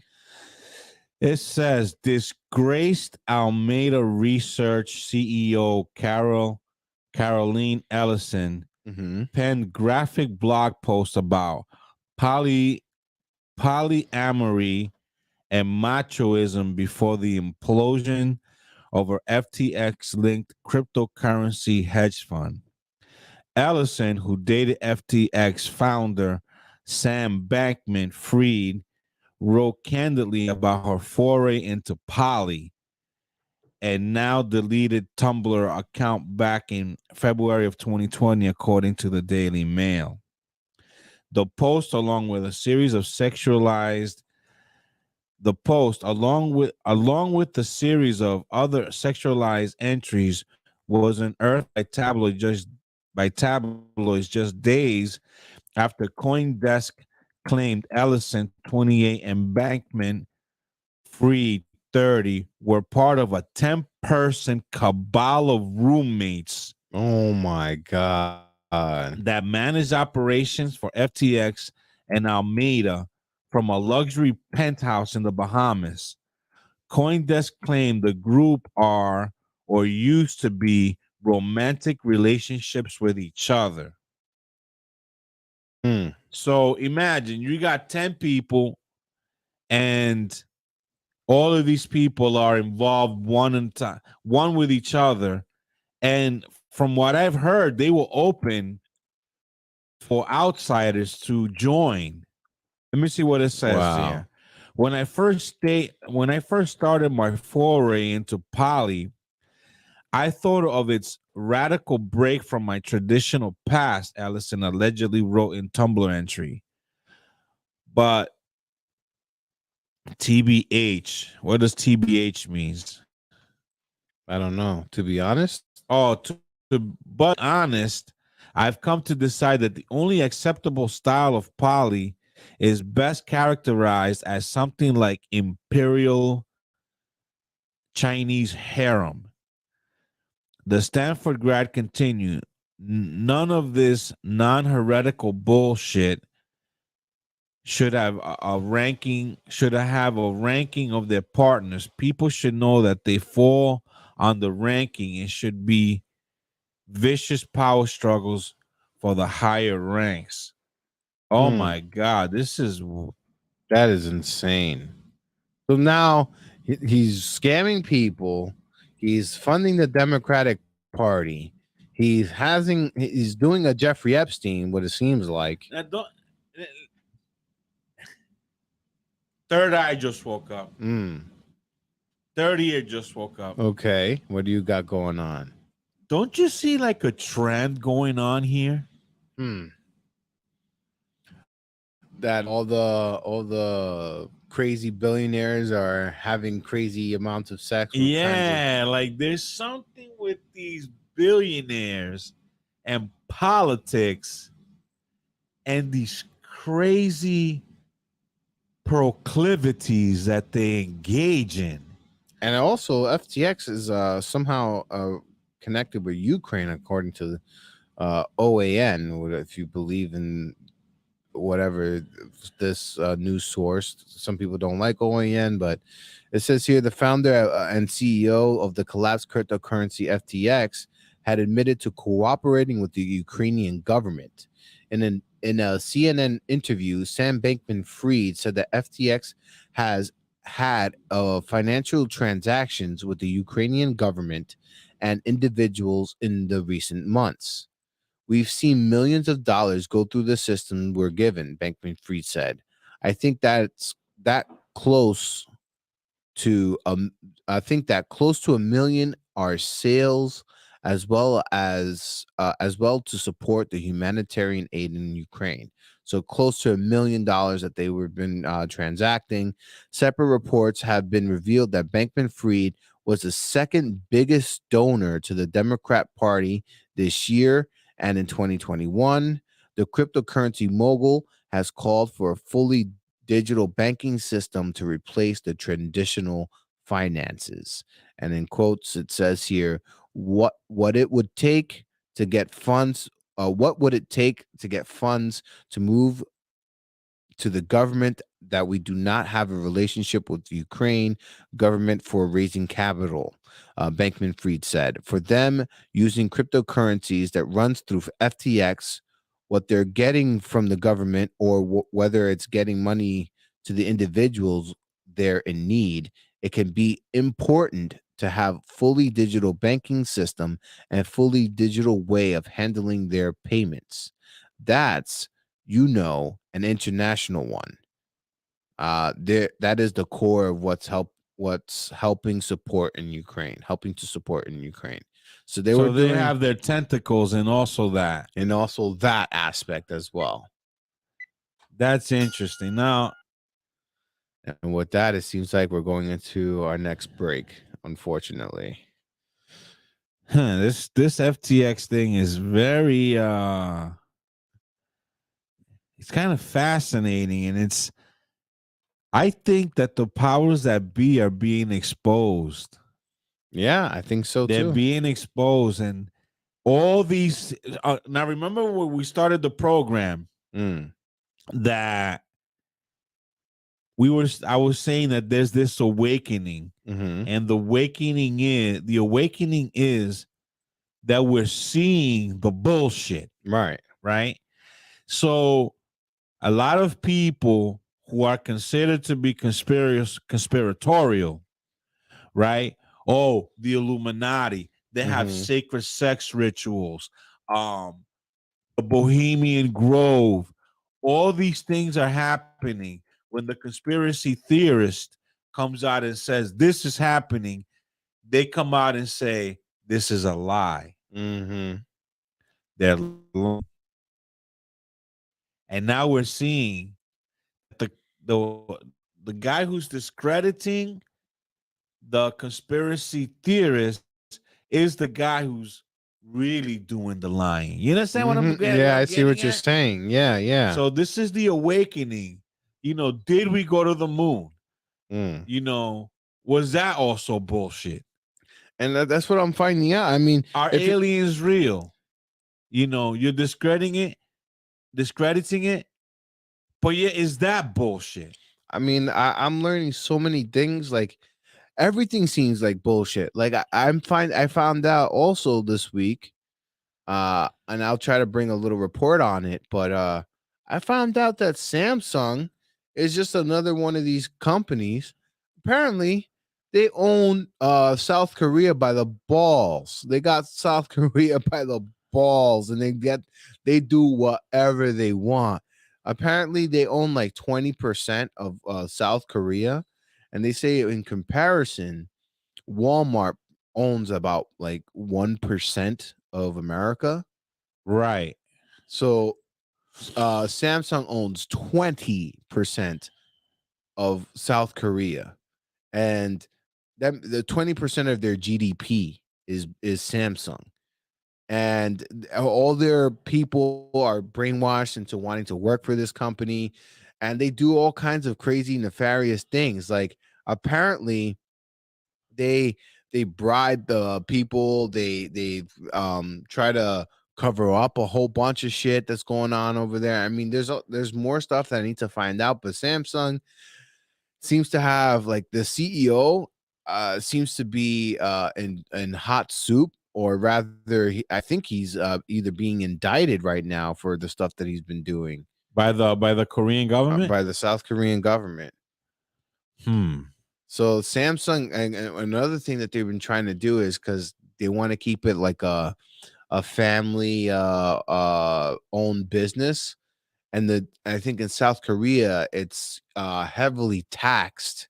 Like I think 50% if you are is the estate tax. If you pass away and you try to pass that wealth down to your kin, they tax 50% of your estate. And then, so in order for them to because the thing is that if you pass away and they take 50% of your shares in the company, then you have no majority stake in the company no more, right?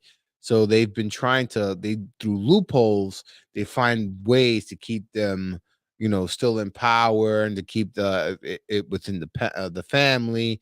And that's Samsung. I mean, there's every freaking company. They all do something. They all do. Intel. I learned about Intel. Intel apparently has been bribing all the like Dell and all the software companies that make it all like everything. All the software companies, they've been bribing them to say that if your software recognizes an Intel chip, to make the code shorter so that it can run faster. But if it recognizes that it's not an Intel chip, to make the code longer so that it can run slower, even though the chip is the same quality. Let me tell you. So that's what they do. This is all part, of being rich and wealthy. This is what they have to do. Look, I'm talking from experience. Me being a owner at one time. Mm-hmm. If you try to go legit and do everything by the book, you'll never rise. You will never rise. And that's a shame, because it should be that by the book, you should rise, and it should make that crime doesn't pay. But it's almost impossible to rise by doing, and the proof is in the pudding. Everybody's doing something nefarious, right, to keep their companies. I mean, look going. at Jeff Bezos with Amazon. They're finding out that all their employees are being worked like slaves, and they're having a hard time keeping people in their warehouses, because either they fire them so fast, or they're just basically quitting because they can't take it anymore. So it's like, that's But how they all treat these their multi-billionaire That's what I'm entities, saying. Like, Jeff Bezos, a billionaire, he got it off the backs of slaves, essentially, a slave labor force, But Nike and all these other I'm people. seeing a trend here. Like these Jeffrey Epstein is just scratching the surface. Yeah. I believe if you take like Forbes 50 wealthy people on earth and you begin to peel that onion, they all have a common denominator. And that denominator is this whole weird sex with they have sex with minors. They're having this polyamorous harem going. They have weird I mean, look at Trump and Stormy Daniels and all these women that he's been sleeping around with, and they have weird ritualistic beliefs. Then they do shit like, these rich people are so strange that they like go to like a secluded park. They put on tunics with hoods, and they do mock sacrifices and speaking in Latin and in tongue. I mean, these billionaires, they're fucking strange. Yeah, they really are. So I mean, they start them off in college. It's like a book that I've been looking by Peggy Reeves Sunday. It's called Fraternity Gang Rape. And it tells you how the fraternities on campus, they start these strange things in college, and then they carry them through as they start to rise in society. It's weird. These really rich people are strange into outfits weird shit. that these people be wearing. Look at this. Who's that dude? That's Klaus Schwab. Oh my, I wasn't even recognizing him. He's the head of the World Economic Forum. You see that shit? That's what You've seen that movie Eyes Wide Shut, right? Yeah. This is That's what exactly they do. what they do. This is what they do. Mm-hmm. And while they're doing this with their weird sexual practices, they're negotiating right there. They're making billion-dollar deals. Right. And this is how people like Snoop Dogg, all these A-list celebrities, Mm-hmm. they get roped into these functions, and this is how they get wrapped up into this shit. Right. And then they don't know what they're in, and then before they know it, it's too late. And then they got footage of something that they don't want out there. Exactly. So this is the awakening. We are now not swallowing this, and that's what I call the World War III. This is where I think the awakening. I agree. You're onto something. And what Alex Jones calls it is what? What is the war that he calls it? He's slipping my. It's called the Info War. That's right. Well, Alex Jones called the Info Wars, right? Mm-hmm. But what I'm just give me a pow. I just had a brain fart. Well, yeah, that pow. Pow. It's because we're talking about money. You know what happens with money. Do you remember?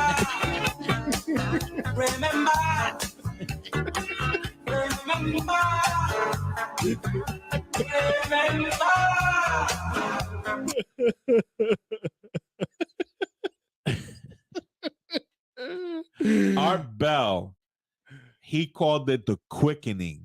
Okay. This is why he also was onto this trend that maybe what's happening into quickening, like this new battle that we're heading towards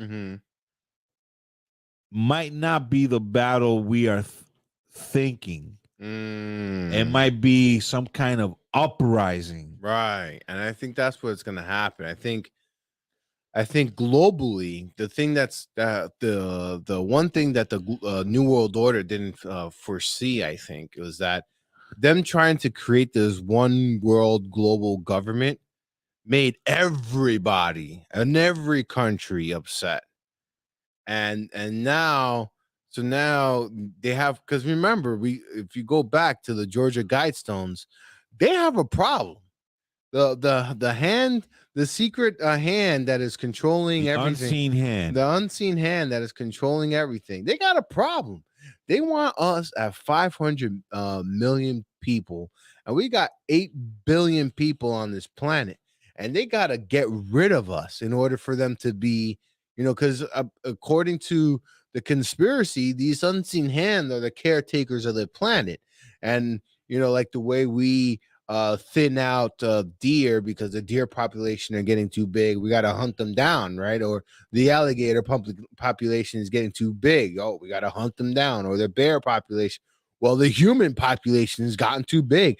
And fortunately for these unseen hand, humans are not as easy to exterminate like alligators or bears or whatever, because we have a mind of our own and we can think our way out of a lot of situations. So, and then on top of that, we also, unite against each other. Well, we unite in we're a tribal people. People are tribal. So, if you do the wrong thing to us, like look what happened. Hitler wanted to exterminate the Jews, and the whole world was like not gonna allow that to happen, So I feel like, even though they kind of like didn't know what was going on, they discovered right that he was exterminating. But that's the thing, like in this day, because of the internet, because of the phones, because of things, this information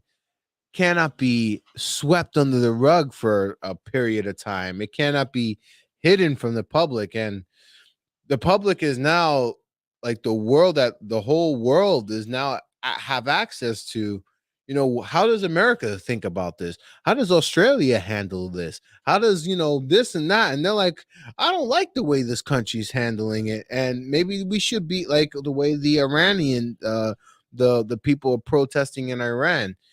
People got the idea like, no, you shouldn't be killed because you wear the hijab wrong. Like, this is ridiculous. We're in what world are we living in? Well, what I'm thinking is that the powers that be, while we tend to coin as the unseen hand or the New World Order, right? They have been operating under the radar for a very long time. Now, this unseen hand or the New World Orders, the powers that be, have been clandestinely operating, slowly getting their agenda pushed, but eventually it's gonna reach their final goal. Right. And I think we're at that precipice right now. This precipice is that finally, all the years, all these decades they've been working, they finally want to shut the door and bring in this agenda.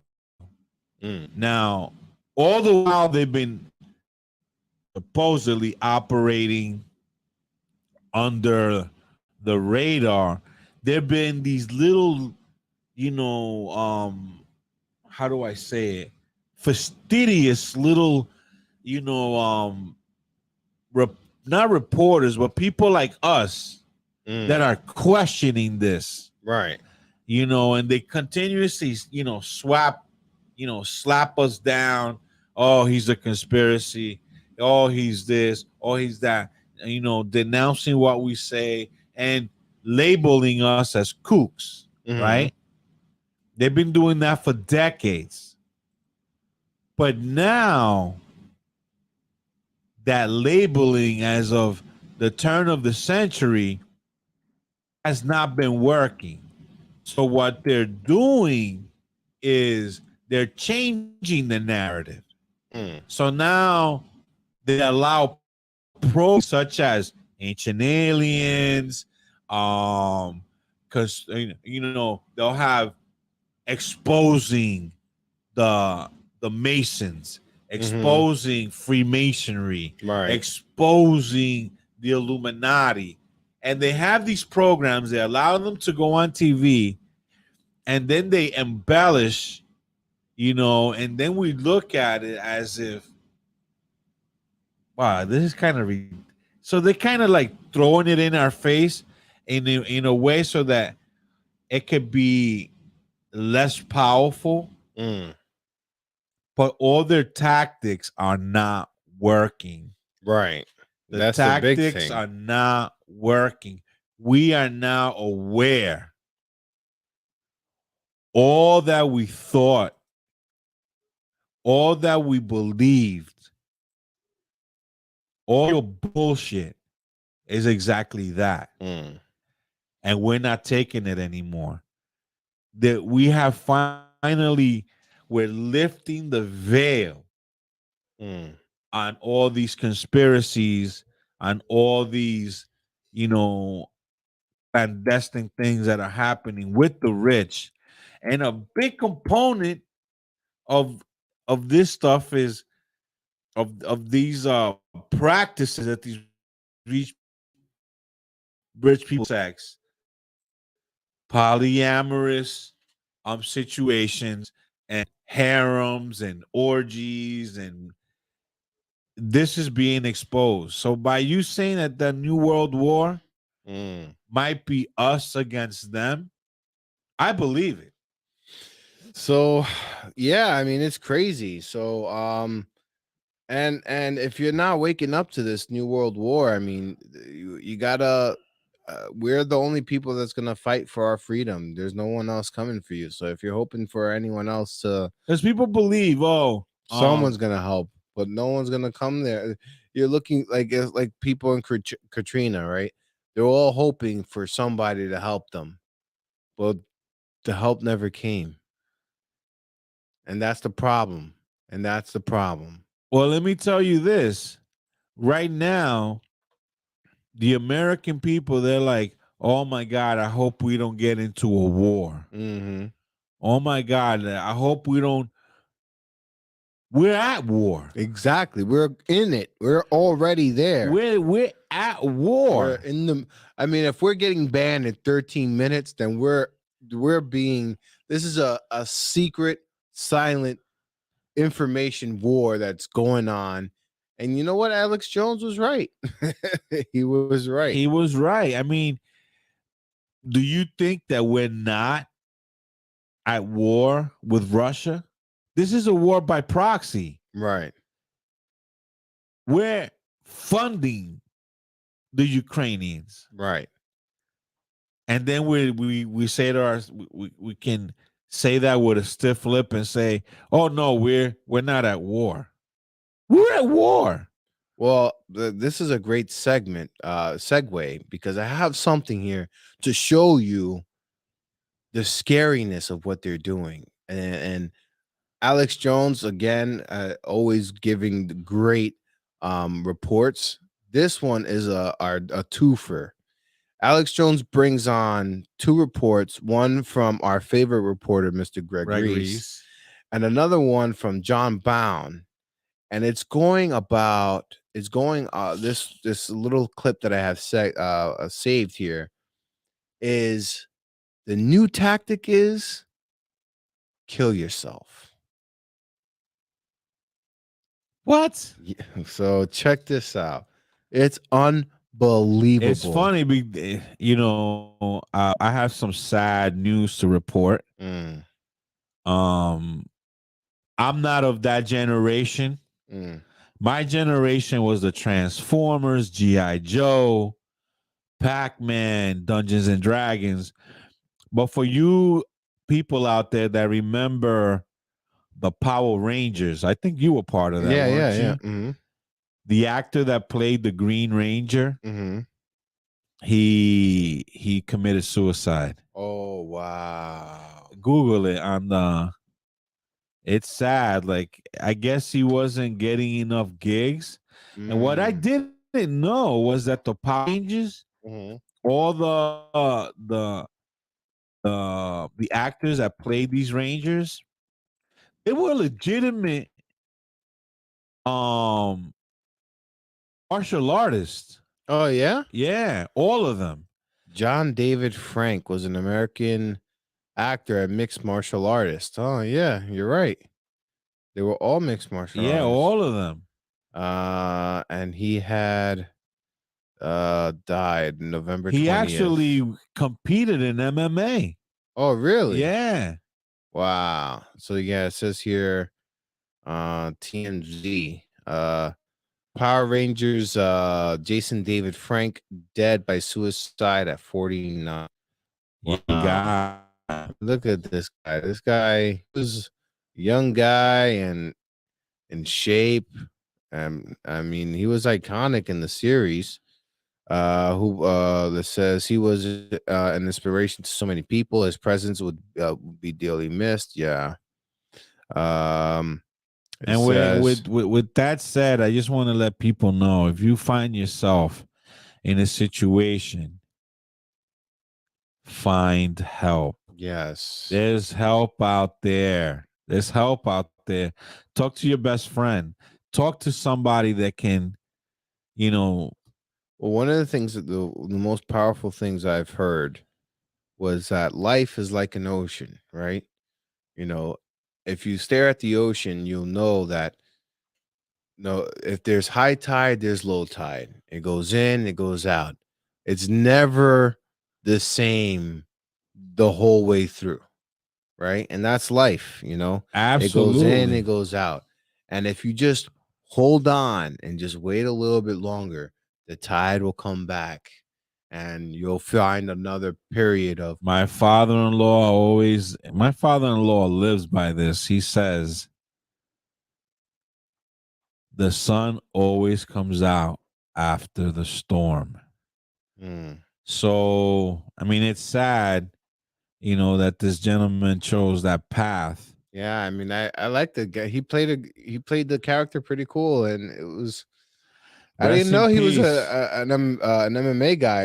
And he was, And I used to make fun of the Power Rangers because I thought that when they used to do their mock fights and it was kind of silly, but they were real MMA dudes. I had no idea. So, and a lot of, you know what, I another thing in movies too. A lot of I was listening to a podcast with Joe Rogan, and he had a mixed martial artist on, and he was saying that you learned a lot of the moves that he does in real life in the cage by watching movies. And he's like, because believe it or not, they're using real moves. They're using real martial arts moves, like in Jet Li and Jackie Chan and all these things. They're real moves. They're actual martial artists. So he's like, obviously if they're that skilled, him practicing just for what he saw in the movies, he was able to actually translate that into the octagon because they were real moves. They actually worked. So yeah, I mean, don't kill yourself, but check this out. It's gonna. I cannot believe that this is going on, but this is gonna blow your mind. So prepare yourself. Okay.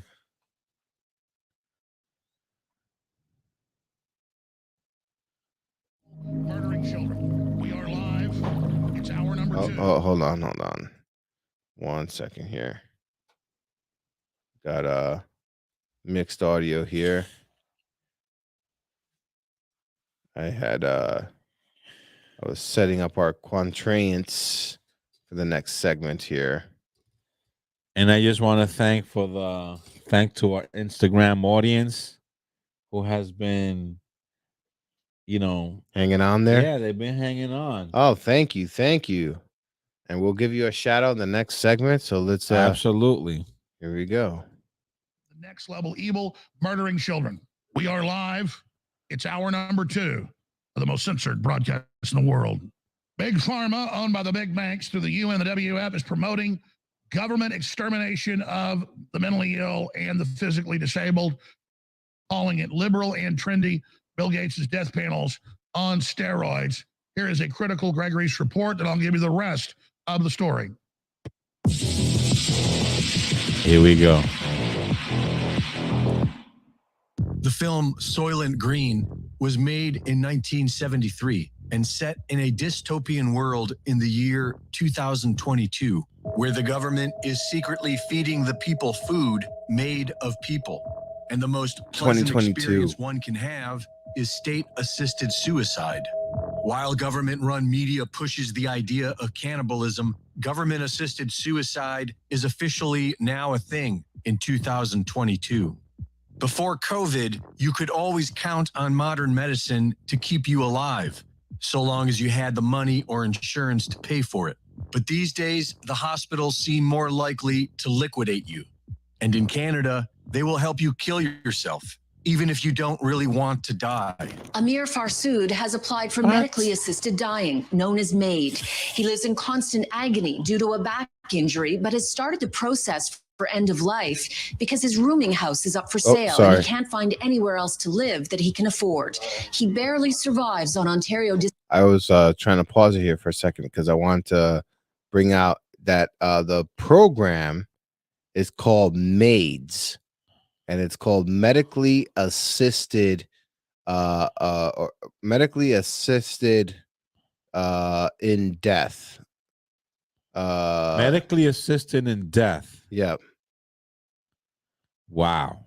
So this is a thing that Canada is doing, and they're worried that this is going to go global. So let's finish out this report here. And in Canada, they will help you kill yourself, even if you don't really want to die. Amir Farsood has Pause applied it. for medically assisted dying, known as MAID. Something that doesn't make sense to me. They will help you kill yourself even if you don't want to die. Listen. This is why he said it. Watch. He lives in constant agony due to a back injury, but has started the process for end of life because his rooming house is up for sale and he can't find anywhere else to live that he can afford. He barely survives on Ontario disability support payments, which are just over $1,200 a month. He doesn't want to die, but being homeless is not an option. I know in my present health condition, I wouldn't survive it anyway. Farsood meets the criteria for MAID: physical suffering due to disability that cannot be relieved. His doctor, who knows Farsood's real reason for MAID is his fear of being homeless, signed off on the application in August. Farsood needs a second to do the same. There's a 90-day waiting period. He believes he could potentially access MAID in about a month. I don't wish to be dead. Even with the pain, even with the meds, I still want to be here. According to the Canadian government, they are getting several requests for suicide from children, who they refer to as mature minors. And they are seeking to amend the laws so that these children can be euthanized without their parents' consent. There are posts on social media that suggest this might be true, which shouldn't surprise anyone. The quality of life for Canadians is at an all-time low, and the motive for helping Canadians kill themselves is allegedly to save the government money. They have saved $90 million. So, I mean, that's like 4 missiles flying to Ukraine. The government has infinite money for refugees and for, foreign aid and for, Democrat campaigns and for waging war in Ukraine, but no money to keep people alive. That's too expensive. This is the plan how they're going to save money. Sure, they're going to welcome in a couple million foreigners every year, put them on the free healthcare ticket. But average Canadians, sorry, it's time to suicide. It's time for death. After 6,465 individuals committed suicide with the help of MAID, medical assistance in dying, the Canadian government saved $86.9 million, about $13,000 per person. That's what an individual's life is worth today in Canada. The economists running Canada concluded that the savings from MAID are so far negligible, but the suicide program should continue. I mean, bullets don't cost that much. I mean, we could really be ramping this up. Maybe you could have people pay tickets. Like maybe this is a solution. Maybe in Canada, you pay like $10,000 and you get to kill somebody. This is the predictable outcome of big government. When unnecessary jobs are created and given to lazy idiots, then economists and bureaucrats inevitably sort everything out. And they only see us as a resource, which turns civilization into a meat factory. Reporting for InfoWars, this is Greg Reese. Wow. So now that's part one. So now he's going to tie it into this report to show you. So pause it right there, right here. So Canada is assisting their citizens in they're euthanizing their citizens. They're assisting their citizen in euthanasia. Suicide. Yeah, euthanasia. It's medical assistance in dying is the program. Right. So MAID. What and when the statement, for our Instagram people who are, you can see the full webs, the whole show if you go to the pyramidshop.com. Or if you go to pyramid.vids.io, you can see the stream right now on our beta tested live video streaming website. Pyramid.vids.io. So let me explain. Canada is assisting their citizens in committing suicide because some of them don't really want to die, but they're assisting them in killing themselves anyway because their financial situation, they supposedly cannot support it. They rather pass away than to become homeless and be a burden to a society. Not only that, but to struggle out on the streets and to sleep in the cold and all Right. that. So they don't want to die, but they rather die than to be living in the streets. Right.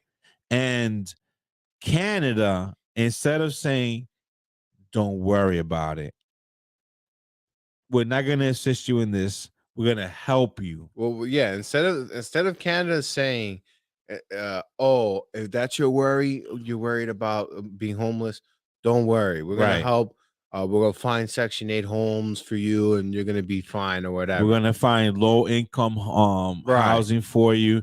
No, they say, okay, you want to die? We'll help you. No. Instead of saying you want to die, they go, oh, okay, so you have an issue. You don't want to be out on the street. Okay. Well, we have this program. It's called Maids. Would you like to apply for it?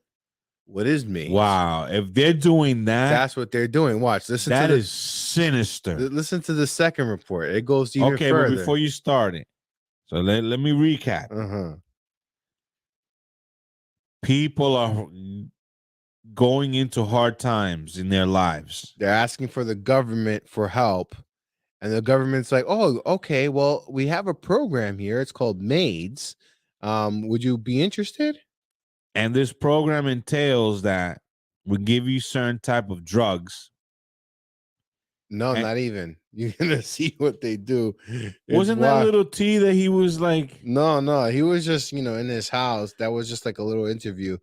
That's not what they were. I thought they were euthanizing him slowly. No, you're gonna see what this insane. Okay, so back to the recap. Canada is helping their citizens off themselves because these people are in dire situations economically. And they invented, this is the second part, I'm going to tease this out. They invented a machine so that you could kill yourself. Okay, so citizens of Canada are in economic distress. They go for help, and the Canada's government solution is we have a program called MAIDS, and the acronym is medically assisted medical assistance in dying. So initially, we're gonna help you kill. We'll help you off yourself. Right. Euthanasia. As opposed to saying, if that's what you're worried about, we can give you housing. Right. So it goes further than that, and this is what the second report is going to be. And this sounds fucking sinister. So here we go. Here and take it anymore. The third difference, which we see in the fourth industrial revolution, is the fact. Oh, that this is winners take something. it all. This is something very important. We're gonna have to dedicate a whole cast. The fourth industrial revolution is very important because this is where we're heading towards. And of course, you got this devil, Klaus, at the forefront of it. Right, of course. The third difference, which we see in the fourth industrial revolution, is the fact that the winners take it all. Contrary to the previous industrial revolutions, it's very difficult to copy. So if you are first mover, you are the winners. And this will determine global competition on a national, but also on the business check this level out. to a large extent. And I hope it's let me go back. This is really crazy here. global competition on a national. Oculus founder, defense contractor, developing VR headset that kills user if avatar dies in game. What? So this is like a video game that if you die in the video game, you die for real. Like the Matrix. Yo, what world are we living in? This is becoming so November bizarre. 8th, 2022 on the Daily Wire. But also on the business level to a large extent, and I hope in a not too hostile way in the coming years. It really is true in a social Darwinistic fashion that is, we present all this that's very accurate and documented, and the general public does not rally and awaken and say no and bring the perpetrators to justice, that really they've all been given ample warning and deserve what they get. And that's why the globalists target adults with deadly shots and assisted suicide and all the rest of it, because metaphysically in the natural law of the universe, if you can get somebody to hurt themselves out of their free will, even if you pretty much trick them, you still got to give them a hint, then it doesn't come back on you metaphysically as bad. And what will happen to politics in your country in 20 years when somebody in San Francisco or in Beijing knows the entire medical and personal history of every politician, every judge, and every journalist in your country, including all their sexual escapades, all their mental weaknesses, and all their corrupt dealings?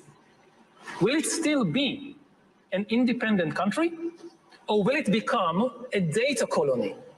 When you have enough data, you don't need to send soldiers in order to control a country. So they're definitely involved in a spiritual alchemy, and they understand the laws of the universe.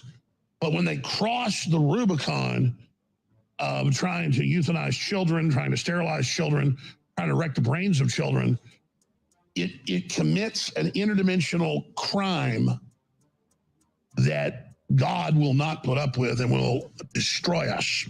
Originally, it was pericarditis, and I was then told just before Christmas, actually, it's perimyocarditis. So it's actually worse because I've got pericarditis and the myocarditis damage. So I have scarring on 3 parts of my heart, and still the lining From the muscle vaccine. of my heart has got the inflammation, which constricts it. So that's when my heart rate goes up. That's what's constricting my heart and stopping me from breathing. And the other team we're fighting knows that, and that's why they try to get us to go along and sanction the killing of children, whether it be abortion or assisted suicide or transgenderism as a form of genetic suicide for the people that actually get sterilized. And so they're trying to get us to lower our shields ourselves. The depopulationists' dream. Check this out. 3D a printed. 3D printed suicide machine. Or in other words, a modern day gas chamber. The Sarco capsule, a high-tech death machine explicitly built for killing yourself, was just 3D printed. The Sarco capsule is being touted by depopulationists as a way to efficiently and effortlessly kill oneself. Amir Farsood has applied for medically assisted dying, known as MAID. He lives in constant agony due to a back injury, but has started the process for end of life because his rooming house is up for sale and he can't find anywhere else to live that he can afford. Once inside the pod, the user will have to start the fatal process themselves. They will have to press a button which will reduce internal oxygen levels. The pod, which is biodegradable, can then be detached to be used as a coffin. When a Canadian veteran picked up the phone and called Veterans Affairs Canada to get treatment for his combat-related PTSD and a traumatic brain injury, he expected help getting better and getting his life back. Instead, he got an unexpected and unwanted offer to help him end it through medically assisted death. This is all being done by design. Well, the globalists say they're destroying the country. Ontario man says, This is a hold on. pro-death. To help him end it through medically assisted death. Ontario man says hospital pressuring him into assisted suicide. Wow, is sinister. Yo, Yeah. we're in the end of times. Yeah, I mean, it's unbelievable. We are in the end of times. Before, who can understand this world? Before if you try to off yourself, you go to jail, and then you. Now, if you say you're gonna off yourself, they're like, yeah, sure. No, now they say you need help. They say, oh, why don't you go off yourself? Yeah, climb into this pod. I need help. Oh yeah, here, climb. But you know, as she was explaining that, take some fentanyl and just it sounded very painful. Well, like they're restricting your oxygen. Yeah, and then you're gonna suffocate. Yep. Oh no. Oh no. They suffocate you and then they bury you in a biodegradable pod. Now I wonder if I were to do a search on maids, would that pop up on Google? I'm sure it would. You want to see if it does? Go for it. Let's fact check Alex Jones. Sure. All right, let's see. While you're doing that, I'll play the rest of the report here. And once you find it, This is all being done by design. Well, the globalists say they're destroying the country. Fine. This is a pro-death cult. All right, the rest of the story when we come back. I'm going to explain how they're going to try to force everyone into this in phases. The future of the world will be laid out straight ahead. You might want to tune in. All right, I'm going to give the toll-free number out specifically on Trump announcing he's running for president and on the euthanasia, the forced killing of the population now taking place across the Western world with so-called assisted suicide, which we always warned you would be they pressured you into, and we're going to get to that in a moment. But boy, there are so many clips from the last week of the big UN summit in Egypt, Cairo, that are just incredible. And when you watch these events and these other found anything? Group Yeah, pause it. Okay. On Wednesday, March 17th of 2021, after a year of debate, discussion, and delays, Bill C-7 received royal assent and became law. This was an important milestone in medical assistance in dying legislation, much like the original passage of Bill C-14 in 2016, which formally legalizes assisted dying in Canada and laid out rules for how it could be accessed. This bill will be remembered as one of the enormous change driven by compassion and end to suffering and discrimination and desire for personal autonomy. So what you did was look into it. What do you do? You just haven't looked into it. If you look into it and you have proof that it is round, instead of going, oh, some scientist figured it out, somebody figured it out, but you figure it out. You try to figure it out. No, because when they look into it, it's common sense. And when you look into it, that's exactly what you did. You were like, I don't know how true this is. Let me look into it. Yeah, and it's, you know what they're calling it? What are they calling it? It's your life. It's your choice. Dying with dignity. Oh my God. Wow. What dignity. And with that, it's time for our next break. Oh my God. Unbelievable. You can't write this shit.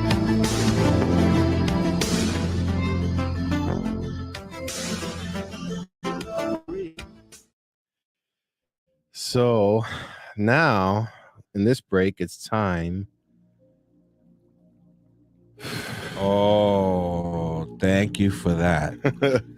And we didn't do this time, but in the essence of in the effort of keeping consistent of us always doing a little Om in every cast to purge ourselves from this terrible thought process of committing suicide because you can't afford your bills. Let's purge this thought with a wonderful Om. Okay. Ready? And hold on. For people on Instagram, you're welcome to join us on an Ohm. And I recommend you listening to Jonathan Goldman's Ultimate Ohm while you lay yourself to rest. But let's purge all these negative reports, these negative feelings, and let's do a cleansing Ohm. Okay. You ready? Deep breath.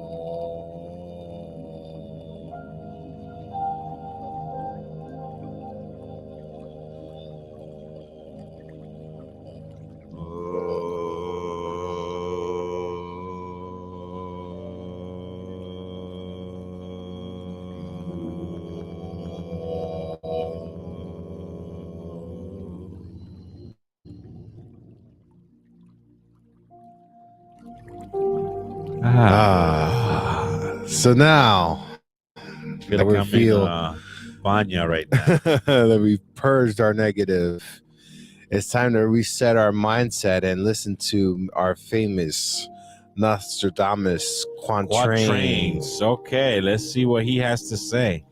All right. So, Mr. And for people that Nostradamus, don't know what quatrains are, they're little stanzas of poems that he would write to which were prophetic, right, to explain his visions. Exactly. So here we go, and we're using a quatrain generator, and our purpose is to see what Nostradamus has to say to us for this week. What is it that we are to help activate the third eye and see what maybe help us set to what exactly are we seeing with all these reports, and maybe get some clarity as to what exactly are we reporting on? What is it that we're noticing? Maybe it's bigger than what we think by making these little assessments and conspiracies. So let's see what Mr. Nostradamus says about our reporting so far. Let's see. Alrighty. Let me get my Nostradamus. I want to read this, okay? All right. Garden of the War. Give me a pow pow. Pues ya da pow pow. Okay, now put up the spa music, just a tidbit. Okay, here we go. Garden of the World, near the new city. The bird of prey offers itself to the heavens. Drowsy with peace, war will arise. At Easter in the temple abysses open. Oh my God. Wow, this is kind of like end of war, end of world time. Yeah. Read that one more time. Let me hear you read it. Garden of the World, near the new city. The bird of prey offers itself to the heavens. Drowsy with peace, war will arise. At Easter in the temple, abysses open. Oh, I see. I read it the wrong way. Gardens of the World, near the new city. The bird of prey offers itself to the heavens. Drowsy with peace, war will arise. At Easter in the temple, abysses open. Wow, there's a lot to unpack here. Garden of the World near the new city. What's the Garden of the World? A garden somewhere where... I'm saying what country is the Garden of the World? Well, let's find out.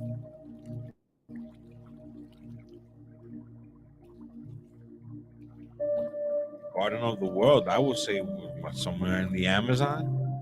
I would think. Garden of the World. I'm just gonna type that, see what it brings up.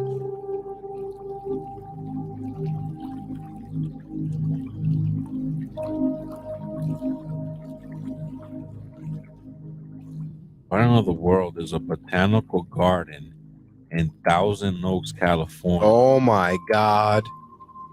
Oh my God. What did you get? The four top producing food. Pues ya da pau pau. Woohoo. The four top food producing countries. China is number 1.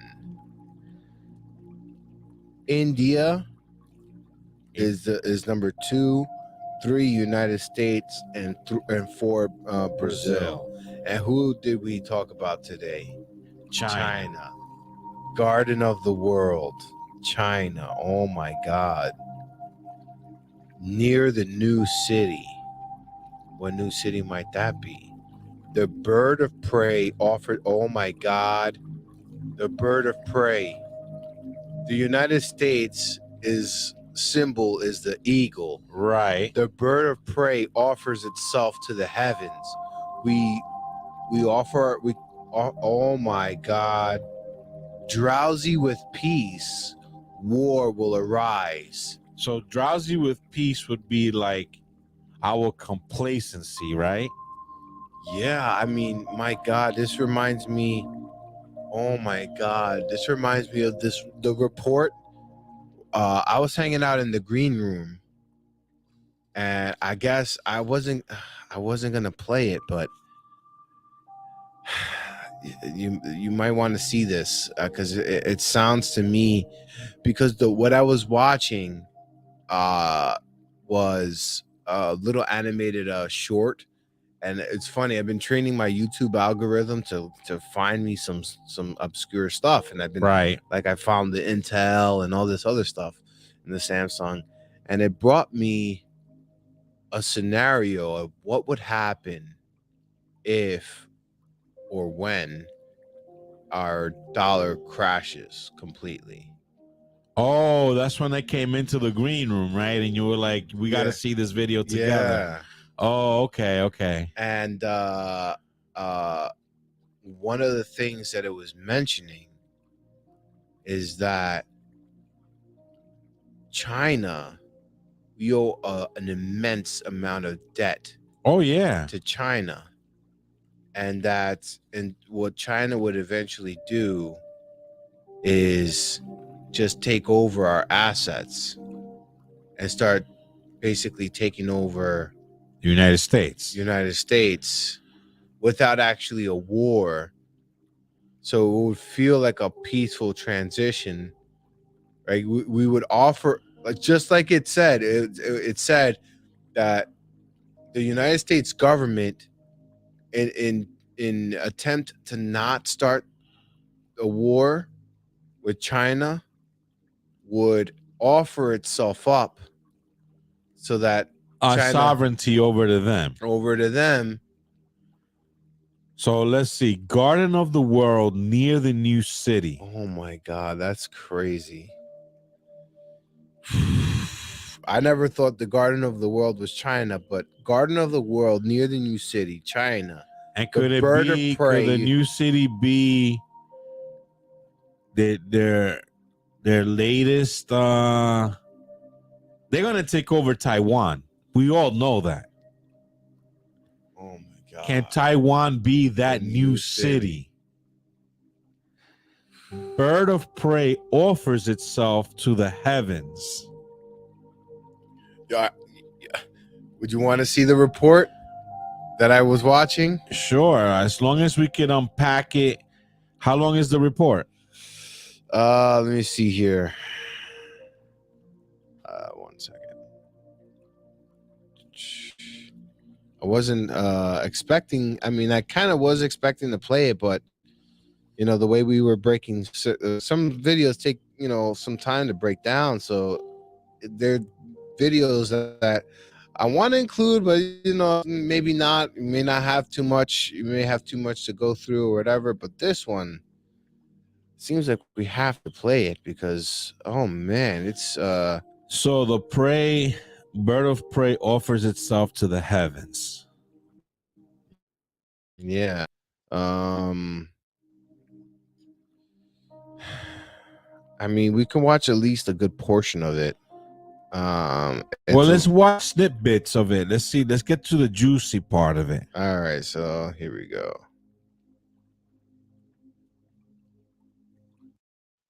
Alrighty, so. And again, to the people watching on Instagram, shop.com vids.io. You can watch it direct. Absolutely. As it's happening. And then you're not missing out on the videos, on the audios. And all the clips that we curate for you. Right. And because you're only seeing a one-dimensional part of the show. Exactly. The whole show is more dynamic. Yeah, if you watch it live. Mm-hmm. Did I just say watch it? Pues ya da pau pau. Pow, pow, pow, pow. No, no, no, no. So yeah, if you wanna, we all need. ¡Lo sabía que era otra pregunta! Tú nunca te quedas ahí, ¿no, verdad? Siempre con el dinero, dinero, dinero, dinero, dinero, dinero, dinero. We need your help. We need your. I love that clip. It's a great Yo clip. lo sabía. Oh man. All right, so let's unpack this because now I'm curious. All right, so this is what if the US economy crashes. Okay, this is a scenario. And it just, the quatrain, I wasn't expecting this. It's a generator, but it just made me think of this as soon as I found that it was China. So check this out. All right. The United States will getting ready to play a role in the economy. From the workers keeping the retail sector running to the stockbrokers handling huge amounts of money. Everyone plays their part. But today is no ordinary day, because today is the day the U.S. economy begins to collapse, and it'll happen sooner than anyone knows. That's not to say an economic collapse happened out of nowhere. There are warning signs all around, and many economists have been trying to tell people for a long time. Inflation has likely been high for a long time, bordering on hyperinflation. Mm-hmm. Okay. He makes a very poignant statement. In the first 30 seconds. Very poignant statement. There are signs of an economic collapse in the country. Right. And I've always heard, even when I was a kid in school, I've always heard that when you get violent upheavals in the stock market, which means 1,000 up, 1,000 down, 500 up, 300 down, right, 1,500, and that's a telltale sign of an economic collapse. And as of this year, if you are paying attention to to the stock market and our economic upheavals that has been happening, record-breaking gains, record-breaking losses again. Because in reality, what we're looking for is a steady flow with little blips, little blips. But this. No. So. ¡No me hable! ¡No me fucking hable! ¡Coño!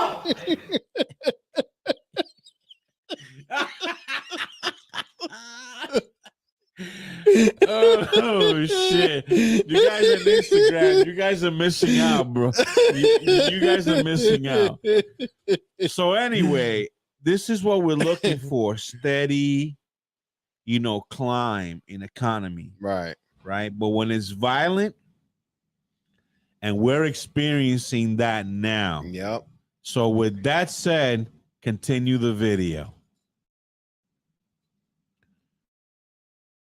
The price of goods and services goes up too. And as salaries rarely rise with them, it becomes harder and harder to afford even basic goods. The economy might have been slowing down in growth as well, with many people on unemployment. The combination of these two factors leads to a condition called stagflation. This puts the government in an unfortunate bind, as the methods needed to lower inflation might lead to higher unemployment. It's a bad state of affairs, but the dam is about to burst. The stock market is the method most people use to gauge the health of the economy. If it's doing well, people are likely to keep investing, but when there's a sudden lack of investor confidence in the market, it can go downhill in a hurry.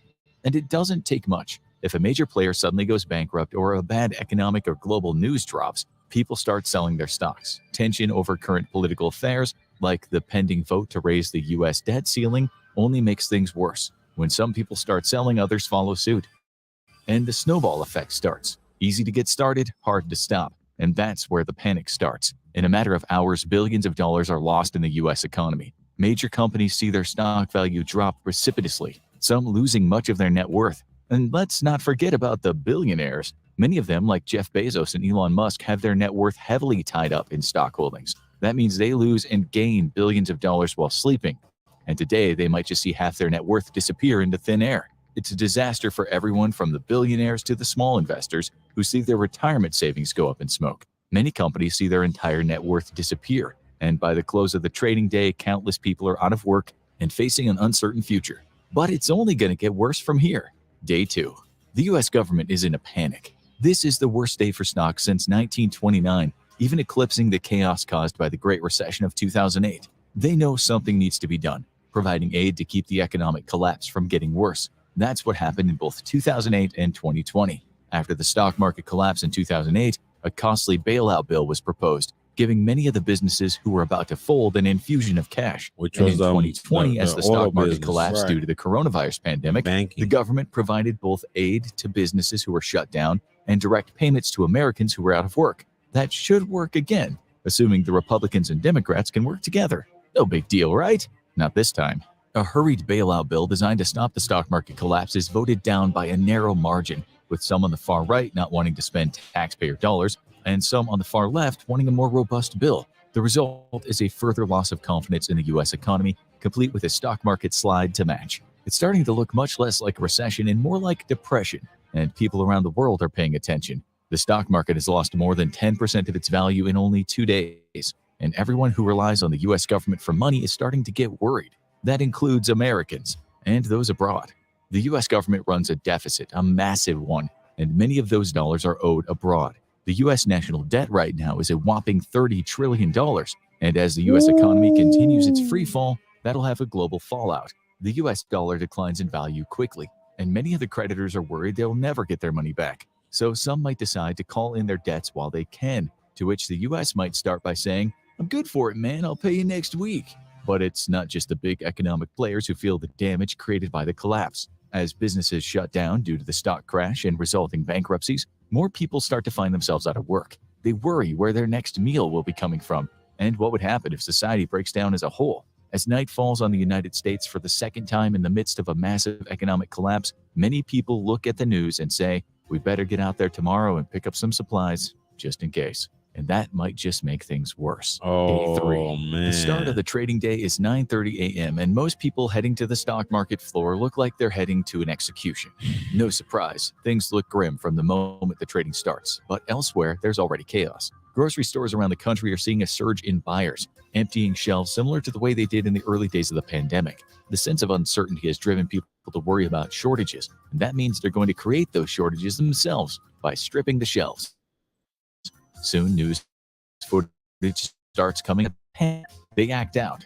The first footage shows 2 old women brawling over the last pack of eggs. Next, the video comes out of the supermarket because she tells them they've run out of meat. Shots of people looting and running out without paying are common. and robberies in the parking lot start cropping up as well. Fucking By the time evening pandemonium. falls on the U.S., several major supermarkets and big box stores have been looted, which means they aren't going to be open tomorrow. But hey, at least they're not on Wall Street. The overall losses have fallen to around 20% of the overall stock market in only 3 days. The panic has grown to an apocalyptic level, and people are starting to ask, should the stock market open tomorrow? Historically, major events have led to temporary halts in trading. Assassinations of presidents, outbreaks of major wars, collapses of major businesses have led to shutdowns, and the 9/11 terror attacks led to a 6-day halt. Temporary halts prevented massive sell-offs during the coronavirus shutdown, but it couldn't stop the damage. Stock market halts can also be triggered at 3 thresholds: -7%, 13%, and 20%. And as the market crosses the 3rd threshold, powers that be say shut it down. So the stock market won't lose any more dollars tomorrow. But will that solve the problem?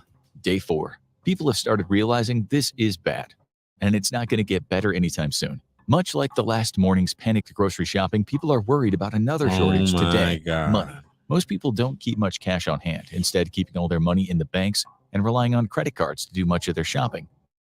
But the fear makes people seek out something a little more reliable, so they head to the bank and do some larger than usual withdrawals. And once again, they're far from the only ones. Footage comes out of lines snaking in and out of bank drive-thrus, clogging traffic. Many people are withdrawing their entire life savings, and banks are running out of cash on hand, forcing them to turn people away. As it becomes clear that this panic isn't abating, many banks start to put withdrawal limits to avoid having to close down and to make sure everyone maintains some access to their account. It could be worse. During the Great Depression, many banks went under entirely, and many people lost their life savings as a result. Since then, banks have been insured by the government to prevent that from happening again, as long as the U.S. government is in semi-functioning order. And that's not something we should ever question, or is it?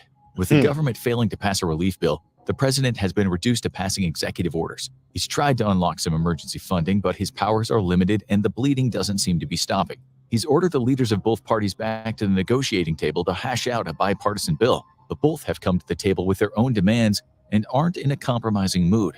Making things worse, he spends most of the day fielding angry calls from other world leaders. They've been watching the news and they're concerned about what they're seeing. Is the U.S. economy on the verge of collapse? Right now, everything's in a holding pattern, but it's about to get worse. Day 5. We got close in 2008. And they're saying this is day 5. Now, what president do you think will have, if this happens, who do you think will be their president? Who do you think will, if we have Joe Biden or if we have Trump, you think either one of them is going to be able to stop the bleeding? Yeah. Whoa. If I had to choose between the two, I mean, I'm going to choose Trump. Yeah, I mean, but look, because he, I know people hated him and all that. Again, I wasn't. He knows how to use the loopholes, and he knows how to. And he tried to,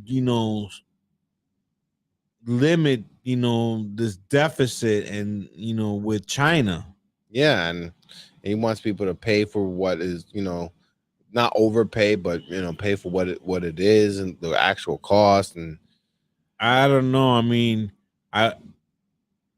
the guy when he speaks. I mean, I don't know how true this is, but this is is a scary scenario here. It's scary, and stuff like this, it's what's gonna determine the next president of the United States. And this is why it's important to vote and to be aware of who's gonna be, running the country. But I suggest don't vote on party lines. No, vote on who the person is. What is it in the end, and if they're gonna work across the aisle, because we need Democrats that are gonna work with the Republicans, and we need Republicans that are gonna work with the Democrats, because them not working with each other. Dirty mud sharks. But we need them to work with each other so that we can at least somewhat get somewhere. Or at least, work with themselves so that both of them can have better bottom lines. And then maybe we could get the crumbs maybe that fall off their desk. But listen to how China gets into this here. scariest thing about day 5 of the American economic collapse isn't what's happening, it's what isn't happening. The stock market is staying shut, and no one seems in a hurry to open it again. Many of the banks that dealt with the cash rush yesterday are staying closed too, with some making people arrange meetings to do withdrawals in person or putting strict limits on the amount that can be taken out. Many smaller banks are just keeping their doors closed and not allowing anyone to withdraw money. Grocery stores are reinstating pandemic-era policies, only letting a small number of people in at a time, and by the time people do get in, most of the shelves are empty. But they say there's no scarier words than, "I'm the government and I'm here to help." Congress wasn't able to pass a relief bill yet, but they're still negotiating. Debts are coming due, and countries outside the U.S. are starting to wonder if the U.S. has a handle on things. They don't, but the president doesn't want everyone else to know that. The first priority is an infusion of cash to start paying off bills, and the best way to do that is by printing a lot of money. An executive order has the Federal Reserve putting cash on the printer, and the U.S. is able to take care of some pressing issues. But that has a nasty side effect, diluting the U.S. dollar and contributing to an already brutal inflation number. We're not quite at Zimbabwe level yet, where they printed billion-dollar bills and people needed to show up to stores with wheelbarrows of cash, but economists are getting nervous. And a far bigger crisis might be just around the corner. The United States debt ceiling is the key to keeping the machine running, and the U.S. usually runs a heavy debt. And when they don't have the money on hand to pay for something, they just borrow more. The government sets a limit on the amount of debt the country can carry, and periodically they have to vote to raise it. That deadline is sneaking up fast, and while the congressmen are debating on what a relief bill should look like, this might be an even more pressing concern. Because if the debt ceiling doesn't get raised, the U.S. defaults on its debt, and that's when things get really bad. Day 6. Congress has been called back to vote on raising the debt ceiling, and the whole country and the world is watching with bated breath. If they pass the bill, the U.S. will be able to find some creditors to tide them over until the economic crisis passes. If it fails, default will come almost immediately on a segment of non-bond U.S. debt, further undermining confidence in the economy and sending not just the U.S. markets, but the world markets into a panic as the world's largest economy continues to convulse. With the stakes high, surely a clean bill can be passed to give the debt ceiling a temporary boost, or at least pass a temporary dispensation, right? Nothing's ever so easy in Congress. It's clear the tensions from the relief bill are spilling over from the minute the debate begins, with multiple congressmen stepping up to raise objections to the bill or offer amendments that are only loosely related to the matter at hand. Arguments fill the halls of the House of Representatives, and making things worse, by the window, getting ready to jump. Controlling party only has a 5-seat margin, with around 10 hardline members who often disagree with leadership.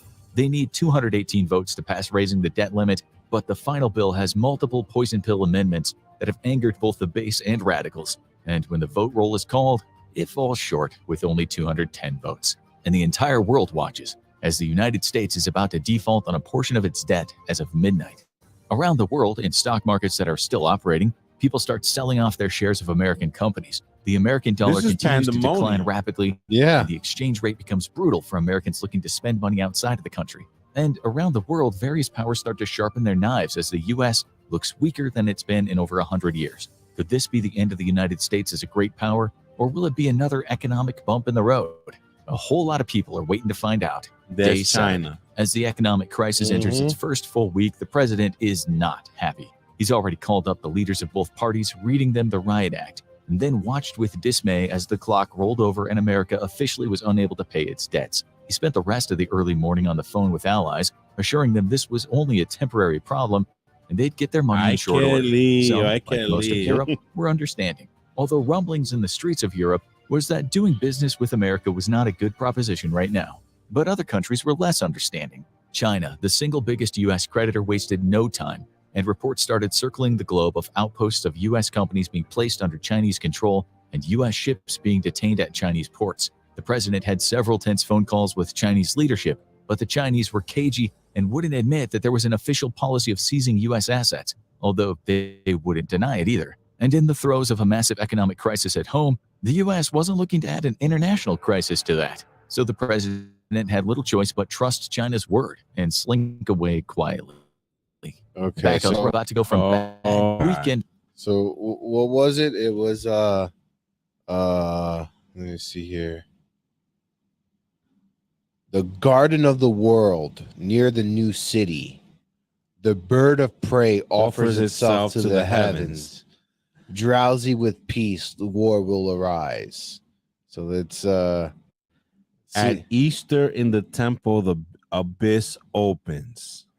So this is why this section is why this reminded me of it.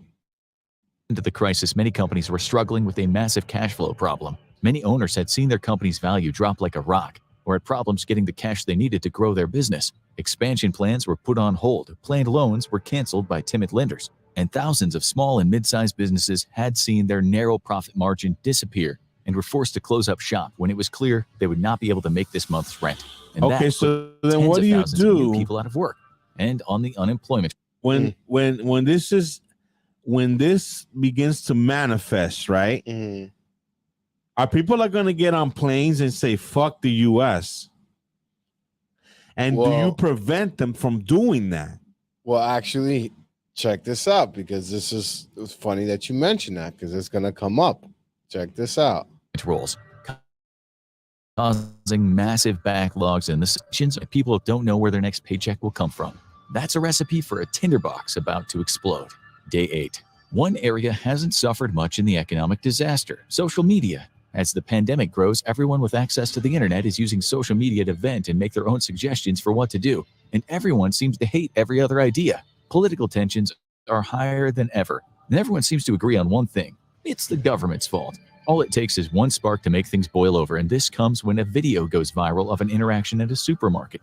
An old woman with a basket of groceries finds that her credit card has been declined and is roughly handled by security when she begs them to let her take the food anyway. That sparks a brawl in the store, with customers brawling with security and later police. The footage spreads around the world in a matter of hours, and the public is not happy.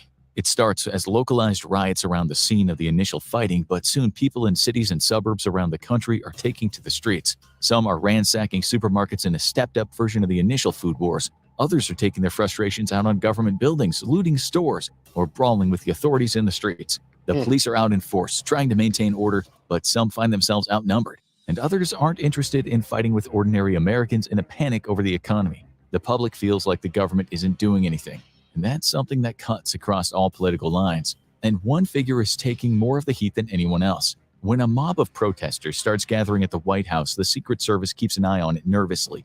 After all, protesting is legal, but when they start approaching the fence and tossing things over it, they spring into action. The Secret Service quickly tried to disperse the crowd, but several agents are injured by tossed bottles. They fight back, arresting some protesters and injuring others, and the president is quickly ushered down to the White House bunker. The crowd is eventually dispersed, but it's clear something has unleashed, and it's not going away anytime soon. And the rest of the world has noticed too. Day 9.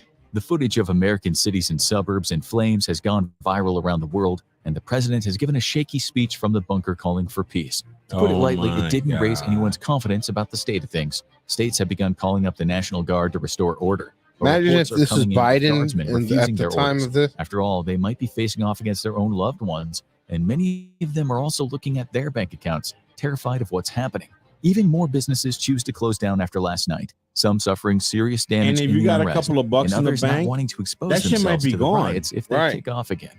And some radical solutions are being proposed. So what's more important, the United States' economic health or the country staying a democracy? Powerful members of both parties have called for the president to declare a state of emergency and take extreme measures, including seizing the assets of some of the country's most powerful billionaires. After all, those several $100 billion might come in handy. Of course, they probably can't agree on which billionaire should be first in line, probably the one they disagree with the most. But one isn't waiting to find out. Word starts getting around that Elon Musk took a private plane to Canada overnight, where he still has citizenship. And he's not the only one losing faith. Word starts spreading around the world of more and more American assets being seized by other countries. It continues in China, but other less powerful countries are joining in. Even the US's allies in the EU and the Anglosphere are sounding increasingly agitated about the situation, demanding answers from the president as the US dollar keeps inflating and the political situation gets increasingly volatile. Around the country, those well-versed in financial matters decide to get what they can while the dollar still has some value. And many try to trade their cash in for commodities with a solid value, like gold. But will gold even be worth anything in the event of a complete economic collapse? Day 10. Most people have lost faith in the United States' ability to pull itself out of this economic crisis anytime soon, and it's looking more like a full-on collapse than a recession or depression. The dollar has plunged to an all-time low around the world, thousands of businesses close by the day, and the public is in a panic. The president addresses the nation again, announcing emergency executive orders keeping the stock markets closed and instituting strict limits on cash withdrawals to prevent another bank run. However, he doesn't announce any of the far-reaching radical moves some wanted, although many say it's just a matter of time. All around the world, a massive ripple effect begins to emerge. Even the U.S.'s closest allies see a grim trend. Pending details with American companies are called off, ongoing projects are put on hold, and branches of American businesses abroad start to shut down due to the contraction of the U.S. economy. Many online markets stop taking the Trucks are dollar gonna stop altogether running. because it's Yeah, too I mean, volatile what else to make is a gonna- reliable currency as it declines by the day. The seizure of American businesses and ships in less friendly countries continues, but the U.S. is too preoccupied to care at the moment, and many American citizens abroad start to head home. Not that home is looking all that inviting, as the public starts to prepare itself for a prolonged economic crash and possibly a total collapse. What do they need? The hoarding we saw in the first days wasn't exactly productive, but longtime preppers have a plan for the worst-case scenario. They're stocking up on food with a long shelf life, water filters to ensure a supply of clean water, clothing for the winter, tools including axes that will allow them to cut wood for fire and serve as a weapon in a pinch, first aid kits, battery-operated radios, and flashlights in case the power goes out. Most of these are worst-case scenario items for total societal collapse rather than an economic collapse, but who knows where we're headed. Is there a way out of an economic collapse? That heavily depends on what the government does. Some countries like Venezuela and Zimbabwe doubled down on faulty policies that led to hyperinflation and greater isolation from the world. Others like Argentina were able to rebound from defaulting on their debt by negotiating with their creditors and restructuring their debt. It was a long, hard 4-year depression, but they eventually started rebounding economically and came out of the default. They just needed to work together and establish savvy policy. Good luck with that, Congress. Want to learn more about what happens when it all goes south? Check out what happened. Wow, that's so. As you saw, China will be slowly seizing their assets, or our assets that they have in America. That's pandemonium, like that. And the way he described it there, right? I believe that was the G version. Yeah, I mean, it was a very cartoon. No, yeah, it was very homogenized version. But it's gonna be all people are gonna like be looting. People are gonna be going to the streets. It's gonna be a crazy fucking time in our history if that ever does happen, which I hope it don't. Oh, God forbid. But then comes China and rescues the U.S. by way of acquisition. Exactly, and that's the thing And that's that might be what the quadrant. Right. So here it goes one more time for those that just tuning in. A garden of the world near the new city. The bird of prey offers itself to the heavens. Drowsy with peace, war will arise. At Easter in the temple, abysses opened. Which could be like in the temple. Maybe that temple that you were at the top of the rock. Maybe that's what, the Dome of the Rock. Dome of the Rock. Maybe that's has something to do with it, or maybe that might be the start of the whole apocalypse. Abysses open. What abysses? That sounds to me like the cracking of the earth, and it's pure pandemonium. Wow, this was a scary quatrain. Yeah. So it made me think of that report. I mean, my goodness, that's crazy. So let's segue. We went through a cleansing Om. Then we dive right back into the fire pan, right? Into the fire pan. Voy a dar pau pau. Pow, pow, pow, pow, pow. We went right back into the frying pan by this report or by this quatrain, and then this is gonna sound ridiculous. We went from the quatrain to a what if. And that what if was even more apocalyptic.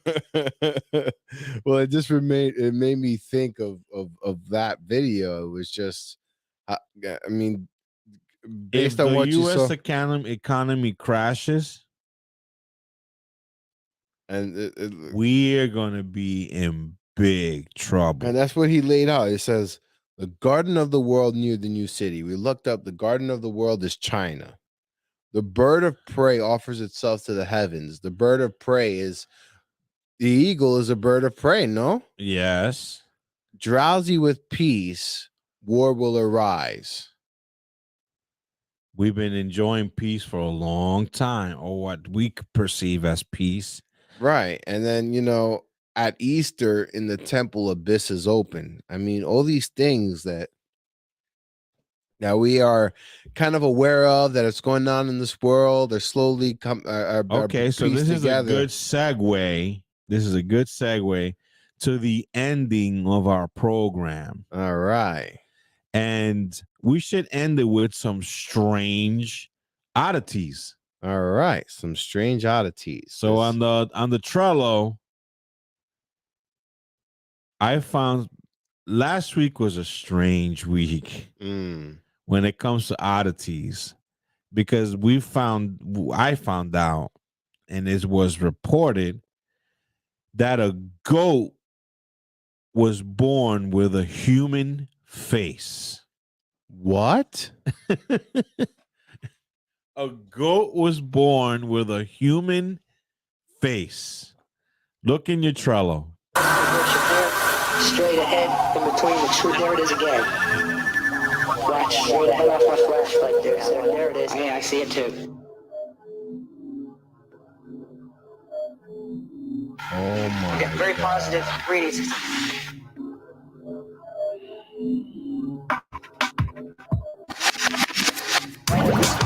Here, straight ahead, in between the two. There it is again. Watch, straight ahead off my flashlight here. So there it is. Yeah, I see it too. Okay, so I'm looking up here. So On the Trello, right? Yeah, what the hell is this? Look at that. And it's an actual report on the Daily Star. What the? Look at that. What the hell? It says the cow was worshipped by the locals as an avatar of God until it sadly died just 4 months. Oh, this was a cow, not a goat. Well, no, cow I think refers to the sex. Oh, okay. Yeah. Yeah, it says a mutant goat born with hauntingly human face has been captured on camera.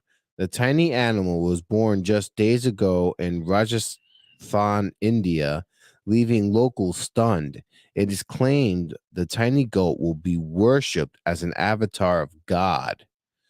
Owner Mukeshji Prajpap from the village of Nemodia on the outskirts of Jaipur unveiled his goat in pictures.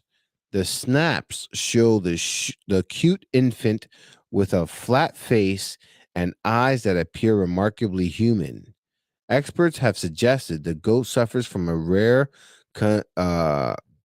congenital defect known as cyclopia, where genes under normal circumstances create facial symmetry genes which under normal circumstances create facial symmetry fail to properly express. Show that picture again. Look how strange that thing looks. And keep scrolling down. I think they got a better look at that. Look That how is strange that looks. Wow. So now we got human face goats. That is very bizarre. Strange. Very bizarre. So what else we got on oddities? I think we have another Another goat. Look at that. It looks like almost like a Yeti. That is wild. That's a goat? That's a goat. That's insane. Just in time for the holidays. It looks just like an Oh abominable my snowman or goodness. something. That's insane.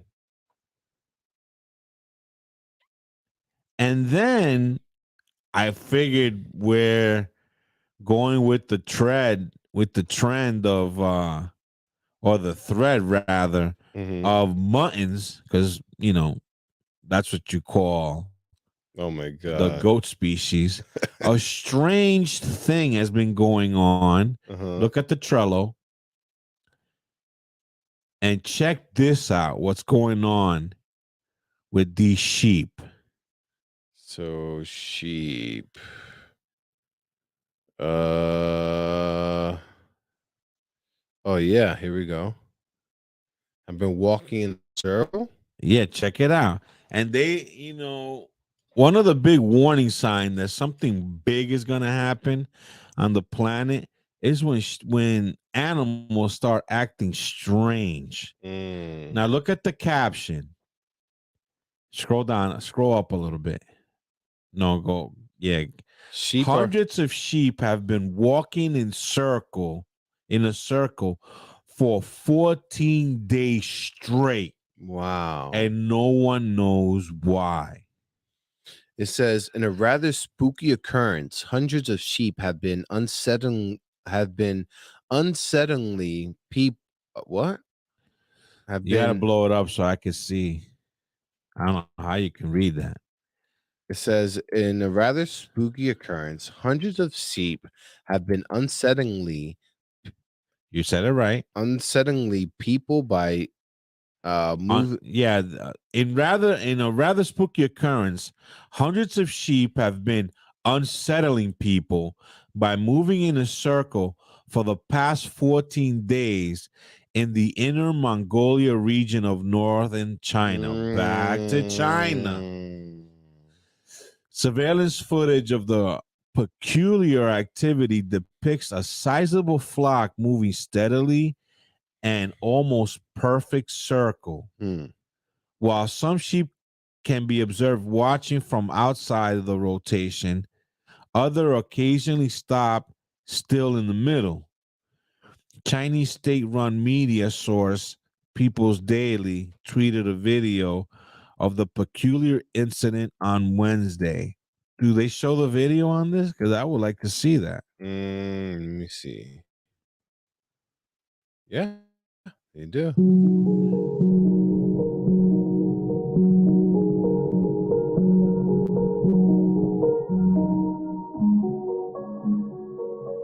Oh, wow.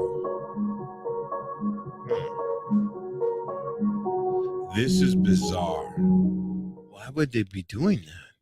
That is weird. It says Mao, the sheep owner, in an interview with Metro, said that just a small number of the flock exhibited the bizarre behavior before the whole flock joined.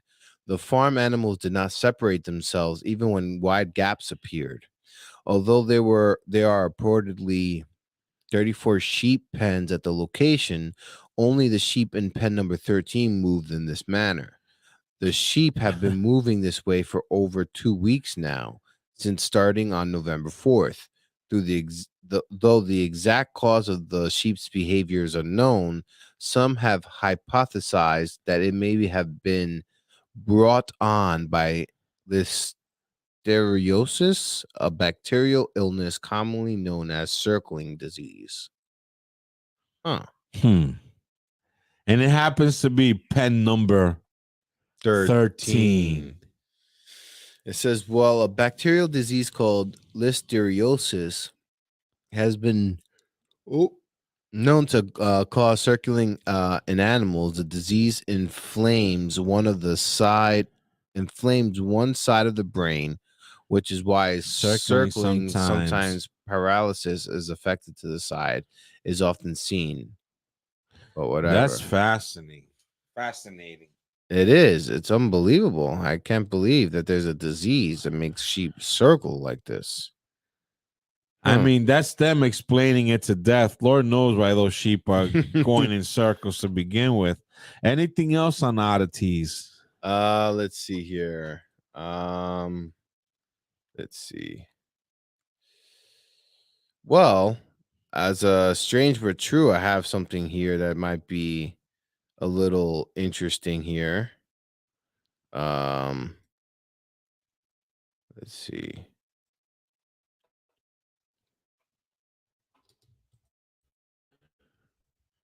Looks like it's loading. Black hole is usually a place in space where no light exists, making it all but impossible to capture on film. It is the first and only black hole ever photographed. The most widely accepted explanation is the Big Bang Theory. For millions of years, something has been whizzing through space at near light speed. Galaxies are frequently millions of light years separated from one another. Gravity, on the other hand, can bring together clusters of hundreds to thousands of galaxies in a tight formation. When the entire galaxy clusters become too close to each other, gravity can coil them in tighter and tighter until they are unable to escape. This causes incredibly violent collisions, and this is what scientists recently came across while exploring the universe. What is the most recent discovery? Stay with us till the end to know everything there is to know about this strong force that has been traveling through the cosmos for millions of years. The Milky Way galaxy contains our solar system as one of its many components. The name of the galaxy comes from a description of how it appears from Earth. When viewed from our vantage point, the Milky Way appears to be a hazy strip of light that is visible in the night sky, and its constituent stars appear to be unable to be distinguished with the human eye. Our galaxy is a member of the nearby group of galaxies that collectively make up the Virgo supercluster. The Laniakea supercluster includes this cluster in its ranks of member clusters. According to the opinions of several astronomers, the Milky Way is accompanied by a number of other galaxies. It is estimated that the Milky Way contains anywhere between 100 and 400 billion stars and at least the same number of planets. Our solar system can be found approximately 27,000 light years away from the center of the galaxy, on the inner edge of a spiral-shaped concentration of gas and dust known as the Orion Arm. An extremely powerful radio emitter, known as Sagittarius A, can be found at the heart of our galaxy. This supermassive black hole has around 4.1 million times the mass of our Sun. These stars and galaxies, which are placed at various distances from the core of the galaxy, circle around it at a speed of around 220 kilometers per second. Scientists believe that this constant rotational speed is in contradiction with the Keplerian dynamics, and as a result, they have come to the conclusion that a significant portion of the mass of the Milky Way cannot be seen by telescopes because it does not emit or absorb electromagnetic radiation. This mass is what we now refer to as dark matter. When viewed through the lens of other galaxies, the incredible speed at which the Milky Way as a whole is traveling is calculated to be approximately 600 kilometers per second. The most ancient stars in the Milky Way are almost as old as the universe itself, according to recent findings from a team of experts. As a result, these stars most likely came into being not long after the fabled Big Bang. The Milky Way is thought to be one of the two largest galaxies in the local group of galaxies, which also includes Andromeda. The mass of the Milky Way is between 890 billion and 1,540 billion times that of the Sun. Using cutting-edge technology, scientists have discovered that a great deal is going on within this galaxy. In addition to the hundreds of billions of stars and planets, there are 10 billion white dwarfs, 1 billion neutron stars, and nearly 100 million stellar black holes. Wow. A disk of gas known as the interstellar medium fills the space between the stars. However, significant events also occur outside the Milky Way. In fact, scientists have lately identified something exceedingly disturbing approximately 730 million light years away from Earth. This is strange but true right here. It would not be incorrect to claim that astronomers are fascinated by large explosions and collisions. They are continuously competing to locate a larger and brighter one, And what could be better than an explosion caused by the collision of two of the largest objects in the universe? In February 2022, the Journal of Astronomy and Astrophysics published a new study that showed to the world one of the most detailed images ever obtained of a massive shockwave. The fascinating galaxy clusters known as Abell 3667 gets its name from the fact that it is made up of two groups of galaxies crashing into one another. In fact, Abell 3667 is home to 550 different galaxies that are steadily merging into a vast cosmic soup. The massive shockwave identified by scientists is the result of the merging between these two galaxy clusters. Currently, this cosmic collision is not readily visible to most telescopes, but it has caused a tremendous disruption wave in the region. Experts have described it as a massive shockwave emanating from both galaxies are converging amongst each other. Yeah, like there's But he said 500 galaxies just mashing in and coming. So imagine we are caught like in something like that. It is said that our perception of our world will be so twisted. Like, let's say the Milky Way, you know, gets crashes into another galaxy. It said that what is up is down. What is down will be up. What is east will be west. Everything will be twisted, distorted. It'll be a strange world. Wow. And even though they're like, we eventually are going to crash into another galaxy, sometimes in the millions of years. It's happening as we speak in other parts of the universe. That's what this report is saying, that the scientists have found that this is occurring right now. We always have made hypothesis on how this might look, but now they have actual proof. Right.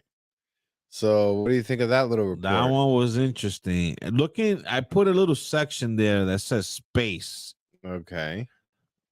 And we're gonna have to finish with that.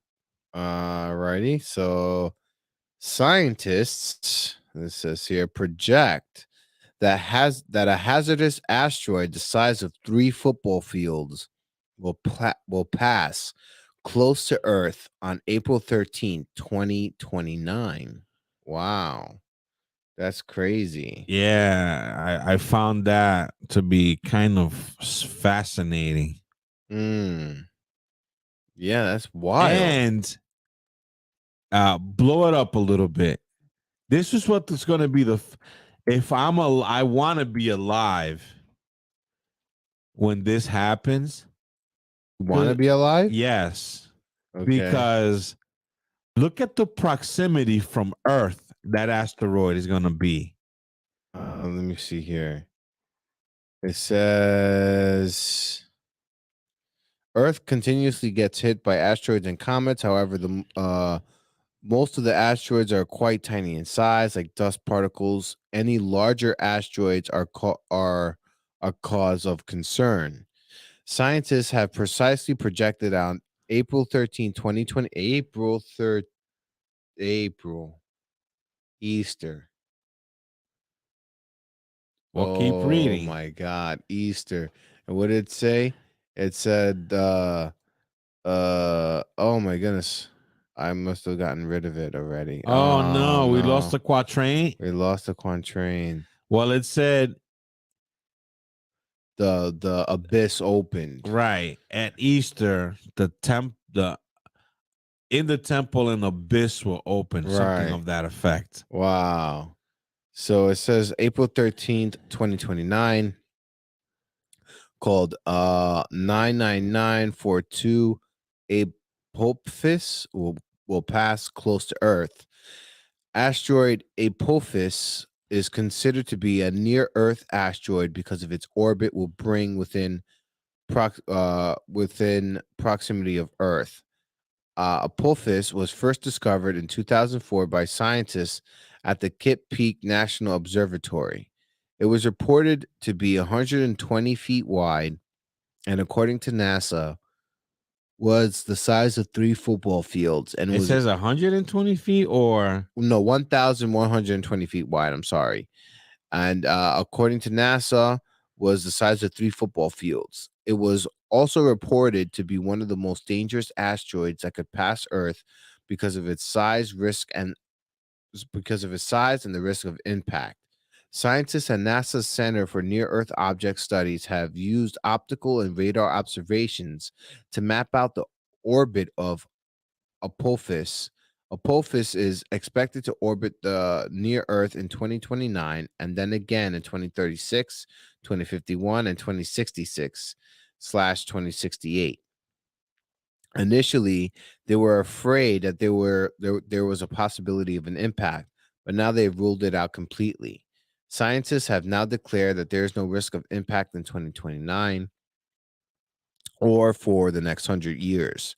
When Apophis makes its close approach in this is the 2029, interesting part that I want to see. it will be visible to the naked eye from certain locations. It would also become the closest asteroids of its size in record history. It is expected to come no closer than 19,000 19,600 miles. Wow. Now, can you imagine that? Wow. Asteroid. That's in between Earth and the moon. Yes. So that thing is going to scoot on by. Can you imagine how that's going to appear in the skies? Oh my God. And can you imagine how that's going to affect the Earth? I have no idea. What do you think that's going to do? Well, Because this is what I find fascinating, right? The moon's distance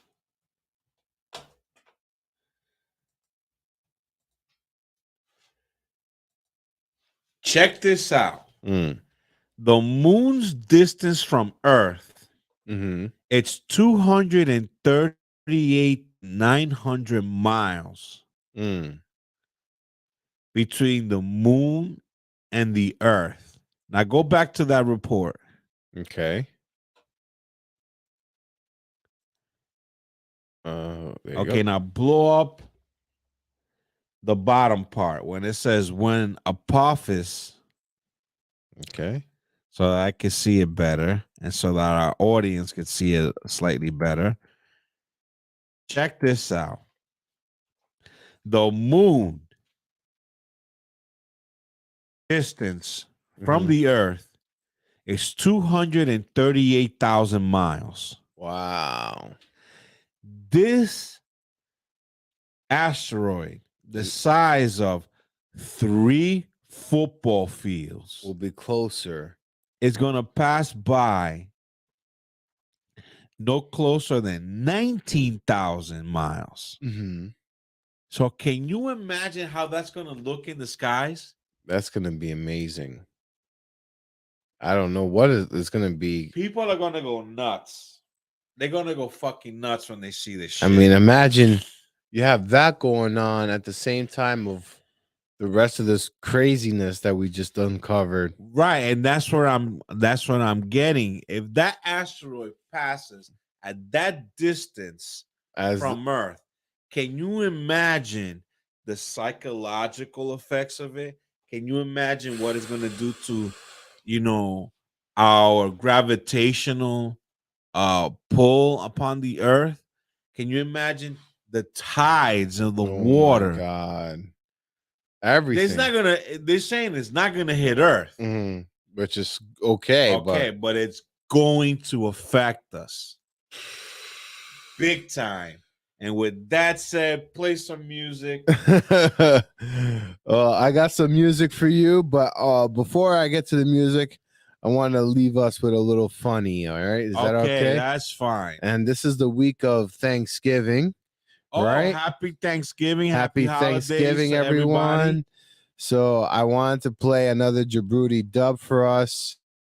A wonderful Thanksgiving. You ever wonder how the Native Americans taught the Pilgrims how to make pizza soup, buffalo bacon burger, cake, and turkey nachos? It's time to give thanks. Hey, y'all, it's your girl Kathy, and I got a new book, Indigenous Native American Stone Wave Meal. The starving Pilgrims landed on Plymouth Rock, where the Native Americans showed them how to make Cinnabons. The natives discovered that using this stone wave technology simulated a microwave and gave the Pilgrims a special offer. Just gotta use a little bit of pumpkin zest, butter, and dough, and there you have it, a traditional native pumpkin. The natives utilized a very rare stone called shungite to create the very first stone wave pot, which was like a microwave. And all this time later, we still enjoying some Tato Bacon Wamo Supremo. Just slap all these ingredients right here in the pot, and before you know it, you got yourself a traditional British all-American Thanksgiving classic. Oh no, the British are coming!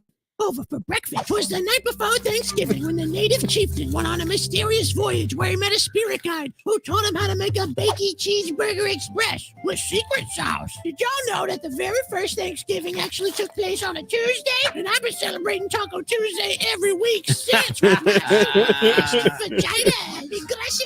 I made the best 2-minute apple crisp this Thanksgiving. I slaved over the microwave, but there was only enough food for one person. Not feeling thankful this year? Don't worry, I got you, bruh. All year around, yeah, I don't give a fuck with the toppings on the top, yeah. It's a pizza pup, yeah. Watch this. All that Halloween candy you still got lying around is perfect for a Plymouth Rock pound cake covered in my Navajo nut sauce.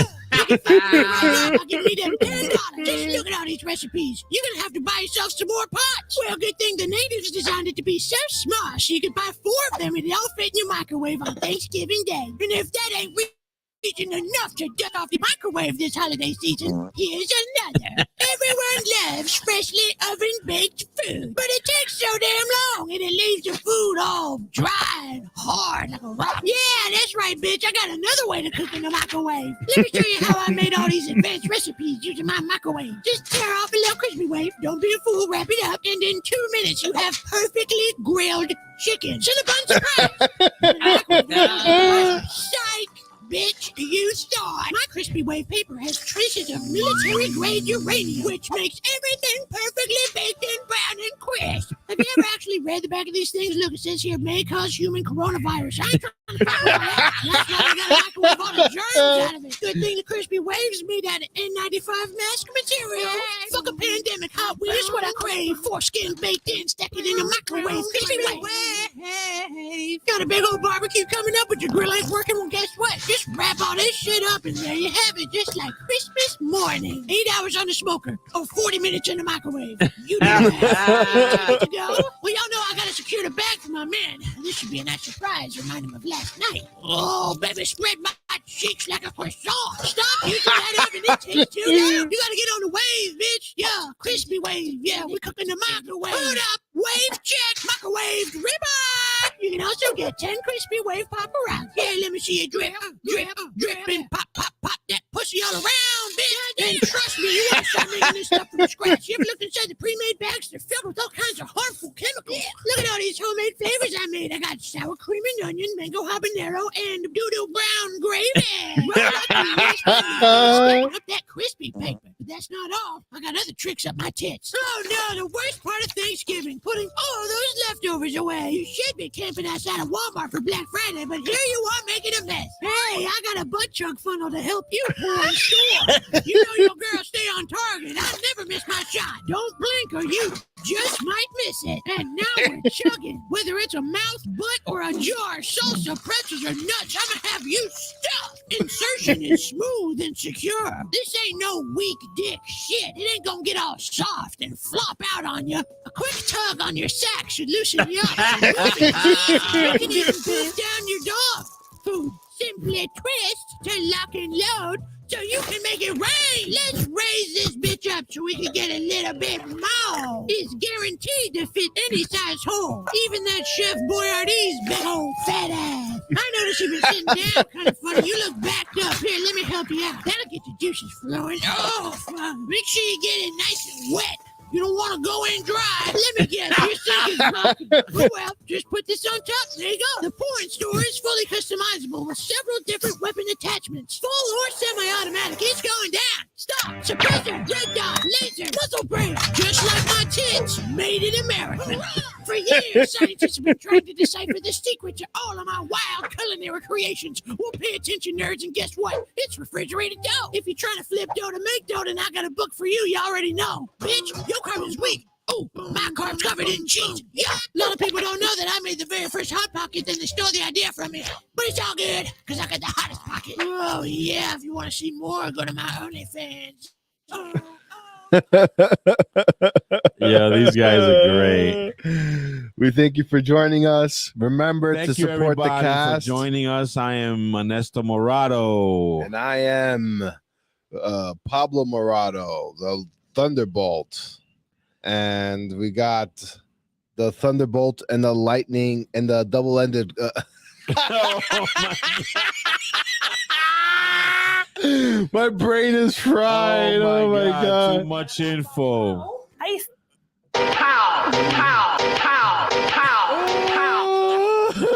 Double-endo. What was that? Look into it. What are you doing? You just haven't looked into it. If you look into it and you have proof that it is round instead of going, Oh my God. So, folks, thank you for tuning in. Instagrammers, thank you. And don't forget. And let me give them shout outs before we go. Yes. DJ Dennis.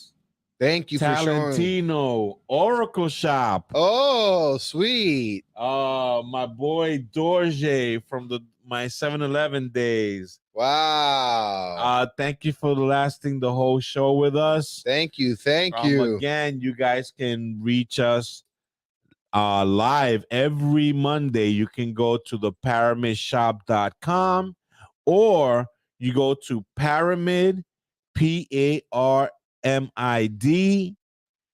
dot, what is it? Dot pyramid.vids, VIDS .io. So that's pyramid.vids.io, and you can see us directly. You type in that website, and there we boom, are. we come right out. You don't have to hit any links or anything. But if you want, we're also on the pyramidshop.com. Thank you for joining us. Get Happy your pyramid. holidays. Happy holidays. And don't forget to please, we rely on your support. Lo sabía que era otra pregunta. Tú nunca te quedas ahí, ¿no, verdad? Siempre con el dinero, dinero, dinero, dinero, dinero, dinero, dinero, dinero, dinero, dinero, dinero, dinero, dinero. We need your support, pleasure, folks. It's been a pleasure. Yes, we love and we appreciate you, and we hope you have a great week. Light yourself on fire! Happy holidays, Come folks. on, you moral crusaders. Happy Let's see a little holidays. Don't smoke eat too much. to match that fire. And don't drive after the turkey. Here's another question. Yes, don't get drowsy. When it's an abortion, and when it's a chicken, it's an omelet.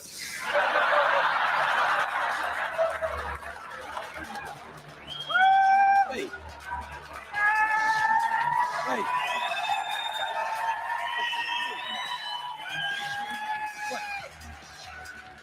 Are we so much better than chickens all of a sudden?